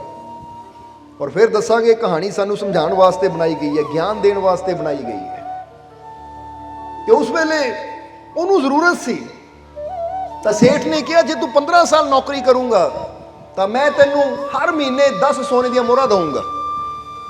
ਹੁਣ 10 ਸੋਨੇ ਦੀਆਂ ਮੋਹਰਾਂ ਜਦੋਂ ਸੁਣੀਆਂ ਤਾਂ ਮਨ ਦੇ ਵਿੱਚ इदां दा लालच आ गया कि जे 15 साल रुकूंगा, 10 सोने ਦੀਆਂ ਮੋਹਰਾਂ 15 ਸਾਲਾਂ 'ਚ ਕਿੰਨੇ ਮਹੀਨੇ ਬਣਦੇ ਆ, ਫਿਰ ਤਾਂ ਮੇਰੇ ਕੋਲ ਉਹ ਖਜ਼ਾਨਾ ਹੋ ਜਾਣਾ ਕਿ ਸਾਰੀ ਜ਼ਿੰਦਗੀ ਮੈਨੂੰ ਜਾਂ ਮੇਰੀ ਪਤਨੀ ਨੂੰ ਕੰਮ ਕਰਨ ਦੀ ਜ਼ਰੂਰਤ ਹੀ ਨਹੀਂ ਪੈਣੀ। ਮੈਂ ਤਾਂ ਪਿੰਡ ਜਾ ਕੇ ਸ਼ਾਨਦਾਰ ਕੋਠੀ ਬਣਾ ਕੇ ਸ਼ਾਹਾਂ ਵਾਲੀ ਜ਼ਿੰਦਗੀ ਜੀ ਸਕਦਾ। ਮੰਨ ਗਿਆ ਉਹ। ਉਸ ਦਿਨ ਤੋਂ ਕੰਮ ਸ਼ੁਰੂ ਕਰ ਦਿੱਤਾ। ਹੌਲੀ ਹੌਲੀ ਕੰਮ ਇੰਨਾ ਲਗਨ ਦੇ ਨਾਲ ਕੀਤਾ, ਇੰਨੀ ਵਫਾਦਾਰੀ ਨਾਲ ਕੀਤਾ ਕਿ ਸੇਠ ਨੂੰ ਬੜਾ ਪਸੰਦ ਆ ਗਿਆ। ਹੌਲੀ ਹੌਲੀ ਇੰਨੇ ਸਾਲ ਕੰਮ ਕਰਦੇ ਕਰਦੇ ਸੇਠ ਨੇ ਉਹਨੂੰ ਆਪਣਾ ਮੁਨੀਮ ਬਣਾ ਲਿਆ। ਔਰ 15 ਸਾਲ 16 ਸਾਲ ਹੁਣ ਉਹਨੂੰ ਵੀ ਸੇਠ ਨਾਲ ਪਿਆਰ ਹੋ ਗਿਆ, ਕਿਉਂਕਿ ਜਦੋਂ ਮਾਲਿਕ ਅੱਛਾ ਹੋਵੇ, ਪਿਆਰਾ ਹੋਵੇ, ਤਾਂ ਫਿਰ ਨੌਕਰ ਵੀ ਆਪਣੀ ਜਾਨ ਦਿੰਦਾ ਹੈ ਮਾਲਿਕ ਤੇ, ਵਫਾਦਾਰੀ ਨਾਲ ਕੰਮ ਕਰਦਾ ਹੈ। ਇਹਨਾਂ ਬੜੀ ਵਫਾਦਾਰੀ ਨਾਲ ਕੰਮ ਕੀਤਾ। ਕਰਦੇ ਕਰਦੇ 15 ਸਾਲ ਪੂਰੇ ਹੋ ਗਏ। ਸੇਠ ਕਹਿੰਦਾ ਦੇਖ ਮੈਨੂੰ ਤੇਰੇ ਨਾਲ ਬੜਾ ਪਿਆਰ ਹੈ, ਤੇਰੇ ਤੇ ਮੈਂ ਬੜਾ ਭਰੋਸਾ ਕਰਦਾ ਹਾਂ, ਜੇ ਤੂੰ ਥੋੜਾ ਸਮਾਂ ਹੋਰ ਮੇਰੇ ਕੋਲ ਕੱਟ ਲਵੇਂ ਤਾਂ ਤੇਰੀ ਬੜੀ ਮਿਹਰਬਾਨੀ ਹੋਏਗੀ। ਯਾਨੀ ਕਰਦਿਆਂ ਕਰਦਿਆਂ 3 ਸਾਲ ਹੋਰ ਕੱਟੇ, 18 ਸਾਲ ਹੋ ਗਏ। ਤਾਂ ਉਹਨਾਂ ਕਿਹਾ ਸੇਠ ਜੀ ਹੁਣ ਮੈਨੂੰ ਆਗਿਆ ਦਿਓ, 18 ਸਾਲ ਹੋ ਗਏ ਆਪਣੀ ਪਤਨੀ ਨੂੰ ਮੈਂ ਮਿਲਿਆ ਨਹੀਂ, ਇੱਕ ਵਾਰ ਮਿਲ ਤਾਂ ਆਵਾਂ, ਮੁੜ ਕੇ ਦੁਬਾਰਾ ਆ ਜਾਊਂ। ਔਰ ਹੁਣ ਤਾਂ ਮੇਰੇ ਕੋਲ ਇੰਨਾ ਹੈ ਕਿ ਮੈਂ ਆਪਣੀ ਪਤਨੀ ਨੂੰ ਨਾਲ ਲੈ ਕੇ ਆ ਸਕਦਾ ਹਾਂ, ਇਜਾਜ਼ਤ ਦਿਓ ਮੈਨੂੰ ਜਾਣ ਦੀ, ਔਰ ਜਲਦੀ ਮੈਂ ਆਪਣੀ ਪਤਨੀ ਨੂੰ ਨਾਲ ਲੈ ਕੇ ਆਵਾਂਗਾ, ਔਰ ਫਿਰ ਸਾਰੀ ਜ਼ਿੰਦਗੀ ਤੁਹਾਡੇ ਕੋਲ ਹੀ ਰਵਾਂਗੇ। ਸੇਠ ਨੇ ਕਿਹਾ ਠੀਕ ਹੈ, ਪਰ ਆ ਕੁਛ ਧਨ ਲੈ ਜਾ, ਬਾਕੀ ਤੇਰਾ ਧਨ ਮੇਰੇ ਕੋਲ ਹੀ ਪਿਆ। ਜੇ ਤੇਰਾ ਨਾ ਆਉਣ ਨੂੰ ਦਿਲ ਕਰੇ ਸੁਨੇਹਾ ਭੇਜ ਨਹੀਂ, ਪੈਸਾ ਤੈਨੂੰ ਉੱਥੇ ਮਿਲ ਜਾਏਗਾ, ਜੇ ਆਉਣਾ ਹੋਇਆ ਤਾਂ ਪੈਸਾ ਇੱਥੇ ਹੀ ਹੈ। ਕਹਿੰਦਾ ਜੀ ਮੈਨੂੰ ਭਰੋਸਾ ਹੈ ਤੁਹਾਡੇ ਤੇ। ਕਹਿ ਕੇ ਜਿੰਨੀ ਕੁ ਉਹਨੂੰ ਜ਼ਰੂਰਤ ਸੀ ਨਾ ਉਨਾ ਕੁ ਨਾ ਧਨ ਲੈ ਲਿਆ, ਬਾਕੀ ਸੇਠ ਕੋਈ ਜਮ੍ਹਾਂ ਕਰਾ ਦਿੱਤਾ ਕਿ ਇੰਨਾ ਧਨ ਲੈ ਕੇ ਮੈਂ ਜਾਣਾ ਵੀ ਕਿੱਥੇ ਰਸਤੇ 'ਚ। ਹੁਣ ਪੈਸਾ ਲੈ ਕੇ ਜਦੋਂ ਤੁਰ ਪਿਆ, ਬੜੀ ਖੁਸ਼ੀ ਹੈ ਮਨ 'ਚ, ਜਿੰਨੇ ਸਾਲਾਂ ਬਾਅਦ ਪਤਨੀ ਨੂੰ ਦੇਖਣਾ ਹੈ। ਹੁਣ ਤੁਰਿਆ ਜਾ ਰਿਹਾ ਹੈ, ਜਾਂਦੇ ਜਾਂਦੇ ਰਸਤੇ 'ਚ ਇੱਕ ਜਗ੍ਹਾ ਉਹਨੇ ਕੀ ਦੇਖਿਆ ਕਿ ਇੱਕ ਜਗ੍ਹਾ ਇੱਕ ਪੇੜ ਦੇ ਥੱਲੇ ਇੱਕ ਸਾਧੂ ਬੈਠਾ ਹੈ, ਔਰ ਉੱਥੇ ਇੱਕ ਤਖਤੀ ਲੱਗੀ ਹੈ। ਤਖਤੀ ਤੇ ਕੀ ਲਿਖਿਆ ਹੋਇਆ ਹੈ ਕਿ ਗਿਆਨ ਦੀ ਗੱਲ ਖਰੀਦੋ, ਗਿਆਨ ਦੀ ਗੱਲ ਖਰੀਦੋ, ਜਿਹਦੇ ਨਾਲ ਤੁਹਾਡੀ ਜ਼ਿੰਦਗੀ ਬਦਲ ਸਕਦੀ ਹੈ। ਹੁਣ ਇਹਨੇ ਮਨ 'ਚ ਸੋਚਿਆ ਕਿ ਗਿਆਨ ਦੀਆਂ ਗੱਲਾਂ ਵੀ ਵਿਕਦੀਆਂ ਹੈ, ਚਲੋ ਪੁੱਛਦੇ ਆ। ਮਨ ਦੇ ਵਿੱਚ ਇੱਕ ਸ਼ੌਕ ਜਿਹਾ ਜਾਗਿਆ, ਗਿਆ ਜਾ ਕੇ ਉਸ ਸਾਧੂ ਦੇ ਕੋਲ ਜਾ ਕੇ ਪੁੱਛਿਆ, ਕਹਿੰਦਾ ਮਹਾਰਾਜ ਤਖਤੀ ਲਾਈ ਹੈ, ਗਿਆਨ ਦੀ ਗੱਲ ਖਰੀਦੋ। ਸਾਧੂ ਕਹਿੰਦਾ ਹਾਂ ਮੈਂ ਕੁਛ ਗਿਆਨ ਦੀਆਂ ਗੱਲਾਂ ਦਿੰਦਾ ਹਾਂ, ਵੇਚਦਾ ਹਾਂ, ਜੇ ਤੈਨੂੰ ਚਾਹੀਦੀ ਤਾਂ ਲੈ ਲੈ। ਉਹ ਕਹਿੰਦੇ ਜੀ ਕਿੰਨੇ ਦੀ? ਉਹ ਕਹਿੰਦੇ 500 ਰੁਪਏ ਦੀ ਇੱਕ ਗੱਲ ਹੈ। 500 ਰੁਪਏ ਦੀ ਇੱਕ ਗੱਲ ਹੈ, ਤੂੰ ਜਿੰਨੀਆਂ ਲੈਣੀਆਂ ਲੈ ਲੈ, 1 ਲੈ ਲੈ, 2 ਲੈ ਲੈ, 10 ਲੈ ਲੈ, ਕਿਉਂਕਿ ਆਪਣੀ ਹਿੰਮਤ ਹੈ ਤੇਰੀ, ਪਰ ਇੱਕ ਗੱਲ ਜਿਹੜੀ ਹੈ ਨਾ ਗਿਆਨ ਦੀ, ਇਹ 500 ਦੀ ਹੈ। ਤਾਂ ਉਸ ਲਈ ਉਹਨਾਂ ਮਨ 'ਚ ਸੋਚਿਆ ਕਿ 500 ਤਾਂ ਬਹੁਤ ਜ਼ਿਆਦਾ ਹੈ, ਪਰ ਚਲੋ ਮੇਰੇ ਕੋਲ ਤਾਂ ਸੋਨੇ ਦੀਆਂ ਮੋਹਰਾਂ ਦਾ ਢੇਰ ਹੈ, ਕੋਈ ਪੈਸੇ ਦੀ ਕਮੀ ਨਹੀਂ, ਇੱਕ ਅੱਧੀ ਗੱਲ ਖਰੀਦ ਲਵਾਂ, ਨਾਲੇ ਜੇਬ 'ਚ ਮੈਂ ਉਨੇ ਕੀ ਲੈ ਕੇ ਆਇਆ ਸੀ ਜਿੰਨੇ ਕਿ ਸਫ਼ਰ ਵਾਸਤੇ ਜ਼ਰੂਰੀ ਹੁੰਦੇ ਹੈ। ਇਸ ਲਈ ਉਹਨਾਂ ਕਿਹਾ ਕਿ ਮਹਾਰਾਜ ਫਿਰ ਆਹ ਲਓ 500, ਇਸ ਲਈ ਇੰਨਾ ਕੁ ਹੀ ਹੈ, ਇੱਕ ਗੱਲ ਮੈਨੂੰ ਦੇ ਦਿਓ, ਬਾਕੀ ਮੈਂ ਆਪਣਾ ਰਸਤੇ ਦਾ ਖਰਚਾ ਵੀ ਕਰਨਾ ਹੈ। ਹੁਣ ਜਿਸ ਲਈ 500 ਦਿੱਤਾ ਤਾਂ ਸਾਧੂ ਨੇ ਕਾਗਜ਼ ਤੇ ਕੁਝ ਲਿਖ ਕੇ ਉਹਨੂੰ ਪਕੜਾਇਆ, ਕਹਿੰਦੇ ਲੈ। ਜਦੋਂ ਉਹਨੇ ਦੇਖਿਆ ਤਾਂ ਉਸ ਲਈ ਉਹਨਾਂ ਦੇਖਿਆ ਕਿ ਉੱਤੇ ਕੀ ਉਸ ਸਾਧੂ ਨੇ ਲਿਖਿਆ ਸੀ, ਮਹਾਤਮਾ ਨੇ ਲਿਖਿਆ ਸੀ ਕਿ ਕ੍ਰੋਧ ਵਿੱਚ ਆ ਕੇ ਕੋਈ ਵੀ ਫੈਸਲਾ ਨਹੀਂ ਲੈਣਾ, ਸ਼ਾਂਤੀ ਨਾਲ ਗੱਲ ਨੂੰ ਸੁਣੋ, ਸਮਝੋ, ਫਿਰ ਫੈਸਲਾ ਲਓ। ਉਹ ਕਹਿੰਦਾ ਬਸ ਆਹੀ ਗੱਲ, ਇੰਨੀ ਕੁ ਗੱਲ, ਇਹਦਾ 500 ਲੈ ਲਿਆ। ਸਾਧੂ ਵੱਲ ਦੇਖਿਆ ਤਾਂ ਸਾਧੂ ਨੇ ਮੁਸਕਰਾ ਕੇ ਕਿਹਾ, ਬੇਟਾ ਕਈ ਵਾਰਾਂ ਗੱਲਾਂ ਦੇਖਣ ਨੂੰ ਛੋਟੀਆਂ ਲੱਗਦੀਆਂ ਹੈ, ਪਰ ਜੀਵਨ 'ਚ ਉਹਦਾ ਪ੍ਰਭਾਵ ਬਹੁਤ ਬੜਾ ਹੁੰਦਾ ਹੈ। ਤੈਨੂੰ ਲੱਗਦਾ ਜ਼ਰੂਰ ਹੈ 500 ਖਰਚਿਆ, ਪਰ ਬੇਟਾ ਦੇਖੀ ਅਗਰ ਤੂੰ ਇਹ ਗੱਲ ਦੀ ਪਾਲਣਾ ਕਰੇਗਾ ਨਾ, ਤੇ ਅਮਲ ਕਰੇਗਾ, ਤਾਂ ਇਹ 500 ਦੀ ਗੱਲ ਤੈਨੂੰ ਕਰੋੜਾਂ ਤੋਂ ਵੀ ਜ਼ਿਆਦਾ ਕੀਮਤੀ ਲੱਗੇਗੀ, ਅਨਮੋਲ ਲੱਗੇਗੀ ਤੈਨੂੰ। ਹੁਣ ਉਹਨਾਂ ਉਹ ਕਾਗਜ਼ ਨੂੰ ਇਕੱਠਾ ਕੀਤਾ, ਜੇਬ 'ਚ ਪਾ ਲਿਆ। ਤਾਂ ਸਾਧੂ ਨੇ ਇਹ ਵੀ ਕਿਹਾ, ਬੇਟਾ ਜੇਬ 'ਚ ਹੀ ਨਾ ਪਾਈ, ਯਾਦ ਕਰ ਲਈ ਔਰ ਇਹਨੂੰ ਅਮਲ ਤੇ ਲਿਆਈ ਕਿ ਕ੍ਰੋਧ ਵਿੱਚ ਆ ਕੇ ਕੋਈ ਵੀ ਫੈਸਲਾ ਨਹੀਂ ਲੈਣਾ, ਸ਼ਾਂਤੀ ਨਾਲ ਵਿਚਾਰ ਕਰੋ, ਸਮਝੋ, ਫਿਰ ਫੈਸਲਾ ਲਓ। ਤੇ ਤੁਹਾਨੂੰ ਇਹ ਗੱਲ ਕਹਾਂਗੇ ਅਸੀਂ, ਕਈ ਵਾਰ ਤੁਸੀਂ ਵੀ ਮਾੜੀ ਜਿਹੀ ਗੱਲ ਤੇ ਇਤਨਾ ਕ੍ਰੋਧਿਤ ਹੋ ਜਾਂਦੇ ਹੋ ਨਾ ਕਿ ਫਟਾਫਟ ਫੈਸਲਾ ਲੈ ਲੈਂਦੇ ਹੋ, ਔਰ ਬਾਅਦ 'ਚੋਂ ਘਰ ਬਿਖਰ ਜਾਂਦੇ ਆ, ਘਰ ਟੁੱਟ ਜਾਂਦੇ ਆ, ਫਿਰ ਬੰਦਾ ਪਛਤਾਉਂਦਾ, ਓਹੋ ਮੈਂ ਕਿੱਥੇ ਜਲਦਬਾਜ਼ੀ 'ਚ ਫੈਸਲਾ ਲੈ ਲਿਆ, ਆਪਣੇ ਹੱਥੀਂ ਆਪਣੇ ਘਰ ਨੂੰ ਬਰਬਾਦ ਕਰ ਲਿਆ, ਆਪਣੇ ਹੱਥੀਂ ਆਪਣੇ ਘਰ ਨੂੰ ਤਬਾਹ ਕਰ ਲਿਆ। ਕਾਸ਼ ਮੈਂ ਵੀ ਸ਼ਾਂਤੀ ਨਾਲ ਥੋੜਾ ਸ਼ਾਂਤ ਹੋ ਕੇ ਗੱਲ ਨੂੰ ਸੁਣਿਆ ਹੁੰਦਾ, ਗੱਲ ਨੂੰ ਸਮਝਿਆ ਹੁੰਦਾ, ਫਿਰ ਮੈਂ ਫੈਸਲਾ ਲੈਂਦਾ, ਤਾਂ ਕਹਾਣੀ ਕੁਛ ਹੋਰ ਹੋਣੀ ਸੀ। ਇਸ ਲਈ ਗੱਲਾਂ ਵਿਗੜ ਜਾਂਦੀਆਂ ਹੈ ਜਲਦਬਾਜ਼ੀ 'ਚ, ਕ੍ਰੋਧ ਦੇ ਵਿੱਚ ਲਏ ਹੋਏ ਫੈਸਲੇ ਇਨਸਾਨ ਦੀ ਜ਼ਿੰਦਗੀ ਨੂੰ ਔਰ ਇਨਸਾਨ ਦੇ ਘਰਾਂ ਨੂੰ ਤਬਾਹ ਕਰ ਦਿੰਦੇ ਹੈ। ਤਾਂ ਹੀ ਤਾਂ ਜ਼ਿਆਦਾਤਰ ਡਿਵੋਰਸ ਹੁੰਦੇ ਹੈ, ਤਲਾਕ ਹੁੰਦੇ ਹੈ, ਇੱਕ ਦੂਜੇ ਦੀ ਗੱਲ ਨਹੀਂ ਬਰਦਾਸ਼ਤ ਕਰਨੀ, ਫਟਾਫਟ ਨਿਕਲ ਜਾ, ਦੌੜ ਜਾ, ਛੱਡ ਦੇ, ਰਿਸ਼ਤਾ ਖਤਮ, ਇਹ ਉਹ, ਸਮਝਦੇ ਹੋ ਕਿ ਨਹੀਂ? ਔਰ ਬਾਅਦ ਚੋਂ ਫਿਰ ਬੰਦਾ ਪਛਤਾਉਂਦਾ ਹੈ ਜਦੋਂ ਗੱਲ ਵੱਧਦੀ ਇੰਨੀ ਵੱਧ ਜਾਂਦੀ ਹੈ ਕਿ ਰਿਸ਼ਤੇ ਖਤਮ ਹੋਣ ਤੇ ਆ ਜਾਂਦੇ ਹੈ, ਫਿਰ ਗੱਲ ਕੋਰਟ ਕਚਹਿਰੀਆਂ ਤੱਕ ਪਹੁੰਚ ਜਾਂਦੀ ਹੈ, ਫਿਰ ਪਛਤਾਵਾ ਹੁੰਦਾ। ਇਸ ਲਈ ਉਹਨੂੰ 500 ਦੇ ਕੇ ਮਿਲੀ, ਤੁਹਾਨੂੰ ਮੁਫਤ ਮਿਲ ਰਹੀ ਹੈ। ਇਹ ਗਿਆਨ ਦੀ ਗੱਲ, ਇਹਨੂੰ ਲਿਖ ਲਓ ਤੁਸੀਂ, ਸਮਝਦੇ ਹੋ ਕਿ ਨਹੀਂ? ਕਿ ਕ੍ਰੋਧ ਵਿੱਚ ਕੋਈ ਵੀ ਫੈਸਲਾ ਨਹੀਂ ਲੈਣਾ, ਹਰ ਗੱਲ ਨੂੰ ਸ਼ਾਂਤੀ ਨਾਲ ਸੁਣੋ, ਸਮਝੋ, ਫਿਰ ਫੈਸਲਾ ਲਓ।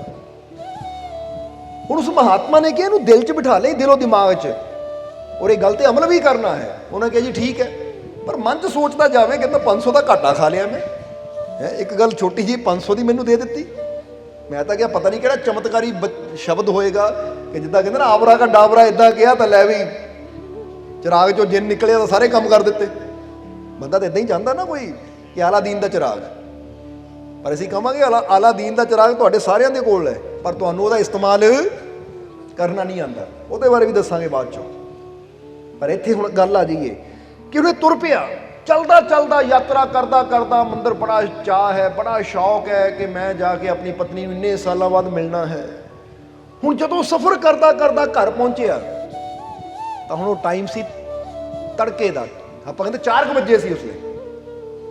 ਕਿਉਂਕਿ ਕਈ ਵਾਰ ਦੇਖਿਆ ਨਾ, ਬੰਦਾ ਦਿੱਲੀੋਂ ਆਉਂਦਾ ਯਾਤਰਾ ਕਰਕੇ, ਘਰ ਕਿੰਨੇ ਵਜੇ ਪਹੁੰਚਦਾ? 3 ਵਜੇ ਪਹੁੰਚਦਾ ਹੈ, 2:30 ਵਜੇ ਪਹੁੰਚਦਾ ਹੈ, 4 ਵਜੇ ਪਹੁੰਚਦਾ ਹੈ। ਉਹ ਜਦੋਂ ਪਹੁੰਚਿਆ ਤਾਂ ਉਹ ਸਮਾਂ ਸੀ ਕਿ ਉਸਨੇ ਪਤਨੀ ਨੂੰ ਵੀ ਨਹੀਂ ਪਤਾ ਸੀ ਕਿ ਮੇਰਾ ਪਤੀ ਆ ਰਿਹਾ ਹੈ, ਕਿਉਂਕਿ ਅੱਜ ਕੱਲ੍ਹ ਤਾਂ ਮੋਬਾਈਲ ਦੇ ਉੱਪਰ ਮੈਸੇਜ ਆ ਜਾਂਦੇ ਹੈ, ਜਾਂ ਬੰਦਾ ਫੋਨ ਕਰਦਾ ਕਰਦੇ ਘਰ ਆ ਜਾਂਦਾ ਹੈ। ਪਰ ਉਸ ਵੇਲੇ ਸੰਦੇਸ਼ ਕਿਹਕੋ ਭੇਜਣਾ? ਚਿੱਠੀਆਂ ਦਾ ਜ਼ਮਾਨਾ ਹੈ ਨਹੀਂ ਸੀ, ਪਤਨੀ ਨੂੰ ਪਤਾ ਨਹੀਂ ਸੀ। ਪਰ ਇਹਨੂੰ ਸੀ ਕਿ ਜਦੋਂ ਅਚਾਨਕ ਮੈਨੂੰ ਦੇਖੇਗੀ ਤਾਂ ਮੇਰੀ ਪਤਨੀ ਕਿੰਨਾ ਖੁਸ਼ ਹੋਏਗੀ ਕਿ 18 ਸਾਲ ਬਾਅਦ ਮੇਰਾ ਪਤੀ ਆ ਰਿਹਾ ਹੈ। ਹੁਣ ਜਦੋਂ ਘਰ ਪਹੁੰਚਿਆ ਦੇਖਿਆ ਉਸੇ ਹਾਲਤ ਵਿੱਚ ਘਰ ਹੈ, ਯਾਨੀ ਘਰ ਨਹੀਂ ਬਦਲਿਆ। ਜਿੱਦਾਂ ਦਾ ਘਰ 18 ਸਾਲ ਪਹਿਲਾਂ ਕੱਖਾਂ ਦੀ ਕੁੱਲੀ ਛੱਡ ਕੇ ਗਿਆ ਸੀ, ਅੱਜ ਵੀ ਕੱਖਾਂ ਦੀ ਉਹੀ ਕੁੱਲੀ ਹੈ। ਹੁਣ ਜਦੋਂ ਅੰਦਰ ਜਾਣ ਲੱਗਾ ਘਰ ਦੇ ਵਿੱਚ ਤਾਂ ਉਹੀ ਛੋਟੀ ਜਿਹੀ ਖਿੜਕੀ ਹੈ, ਉਹੀ ਦਰਵਾਜ਼ਾ ਹੈ।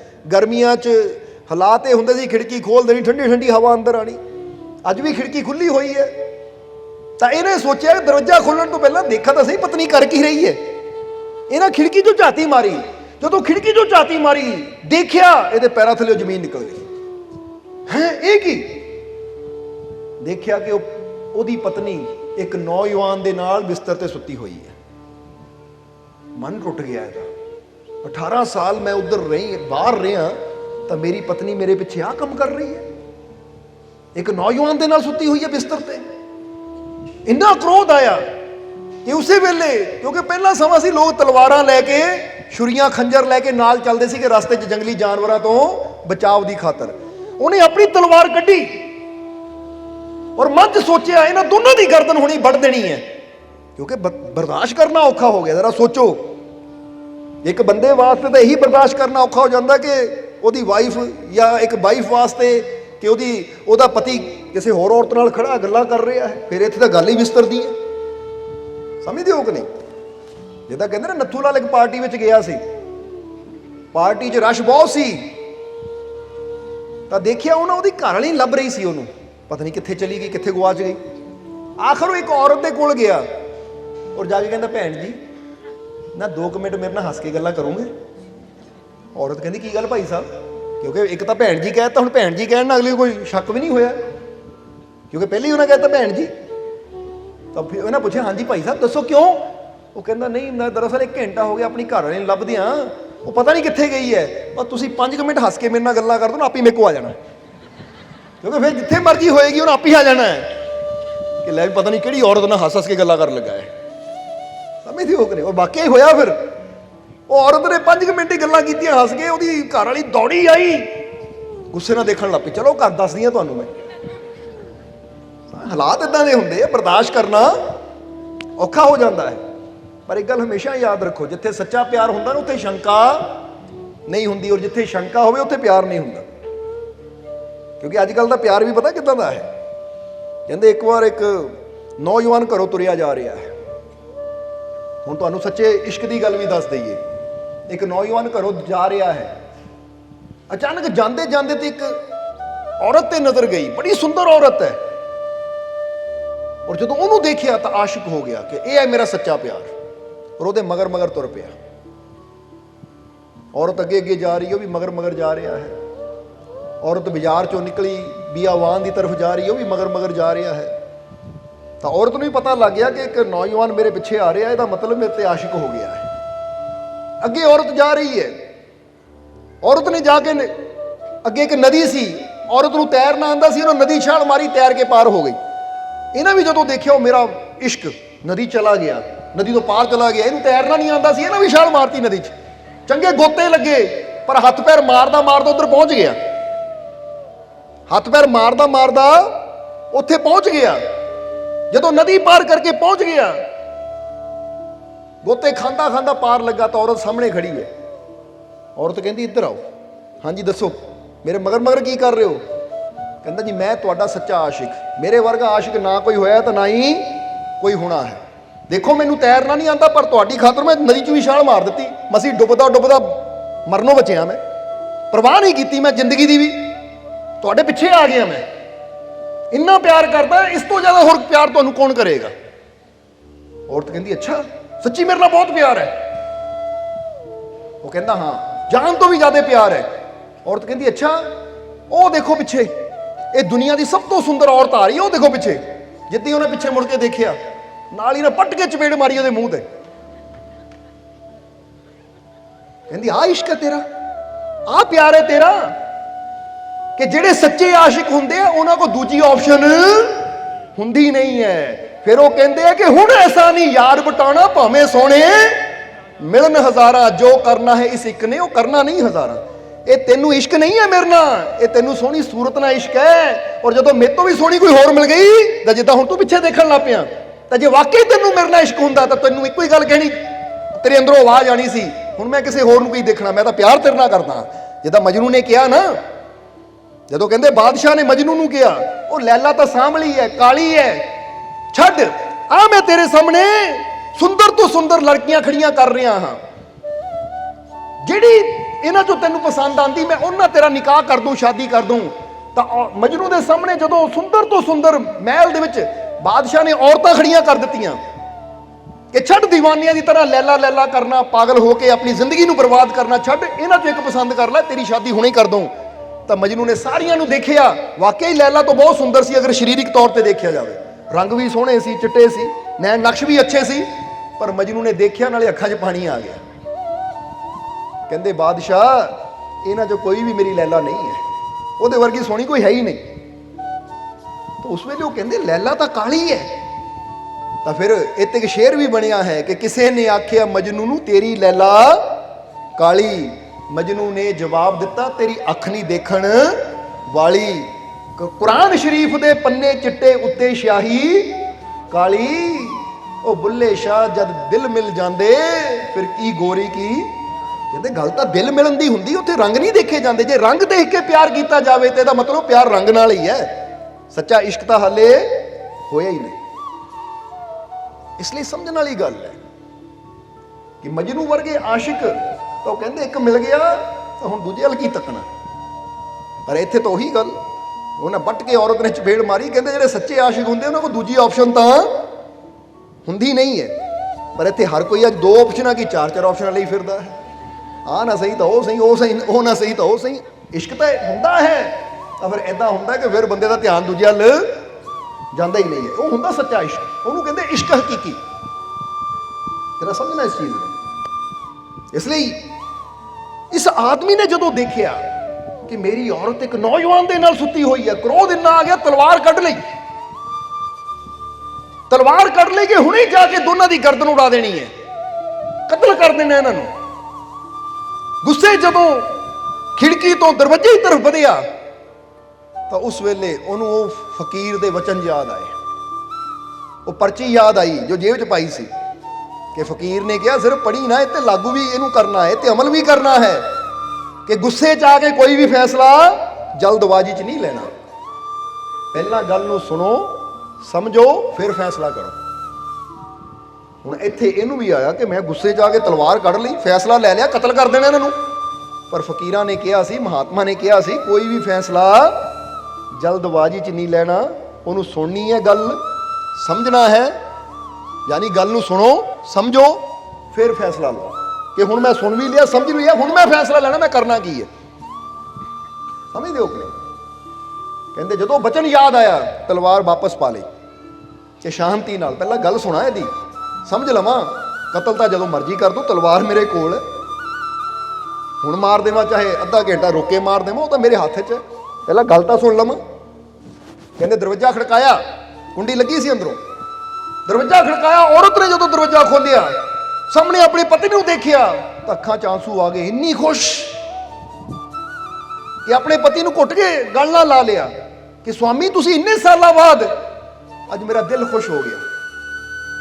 ਤਾਂ ਉਸ ਵੇਲੇ ਇਹਨੇ ਕਿਹਾ, ਜਰਾ ਗੌਰ ਕਰਨਾ, ਹਾਲੇ ਕਹਿਣ ਲੱਗਾ ਸੀ ਕਿ ਮੈਨੂੰ ਪਤਾ ਤੂੰ ਕਿੰਨੀ ਕੁ ਖੁਸ਼ ਆ, ਹਾਲੇ ਸ਼ਬਦ ਮੂੰਹ ਚੋਂ ਨਿਕਲਣ ਲੱਗੇ ਸੀ ਕਿ ਜਦ ਨੂੰ ਉਹ ਨੌਜਵਾਨ ਵੀ ਬੋਲਿਆ, ਕਹਿੰਦਾ ਮੰਮੀ ਕੌਣ ਹੈ, ਮਾਂ ਕੌਣ ਹੈ? ਉਹ ਕਹਿੰਦੀ ਬੇਟਾ ਦੇਖ ਤੇਰਾ ਪਿਤਾ ਆਇਆ ਹੈ। ਕਿਉਂਕਿ ਉਹ ਜਿਹੜਾ ਨੌਜਵਾਨ ਸੁੱਤਾ ਸੀ ਉਹ ਕੋਈ ਹੋਰ ਨਹੀਂ, ਉਹਦਾ ਬੇਟਾ ਸੀ। ਮੈਂ ਦੱਸਿਆ ਨਾ ਜਦੋਂ ਉਹ ਗਿਆ ਸੀ ਉਸ ਵੇਲੇ, ਉਹ ਤੋਂ ਅਗਲੇ ਦਿਨ ਹੀ ਉਹਨੂੰ ਪਤਾ ਲੱਗਾ ਕਿ ਮੇਰੇ ਘਰ ਵਿੱਚ ਬੱਚਾ ਹੈ। ਪਰ ਉਹਨਾਂ ਨੂੰ ਦੱਸਾਂ ਕਿੱਦਾਂ ਮੈਂ? ਜਦੋਂ ਇਸਨੇ ਸੁਣਿਆ ਕਿ ਇਹ ਕੌਣ, ਕਹਿੰਦੀ ਜੀ ਤੁਹਾਡਾ ਬੇਟਾ, ਤੁਹਾਡੇ ਜਾਣ ਤੋਂ ਅਗਲੇ ਦਿਨ ਹੀ ਮੈਨੂੰ ਪਤਾ ਲੱਗਾ ਕਿ ਮੇਰੇ ਘਰ ਵਿੱਚ ਬੱਚਾ ਹੈ।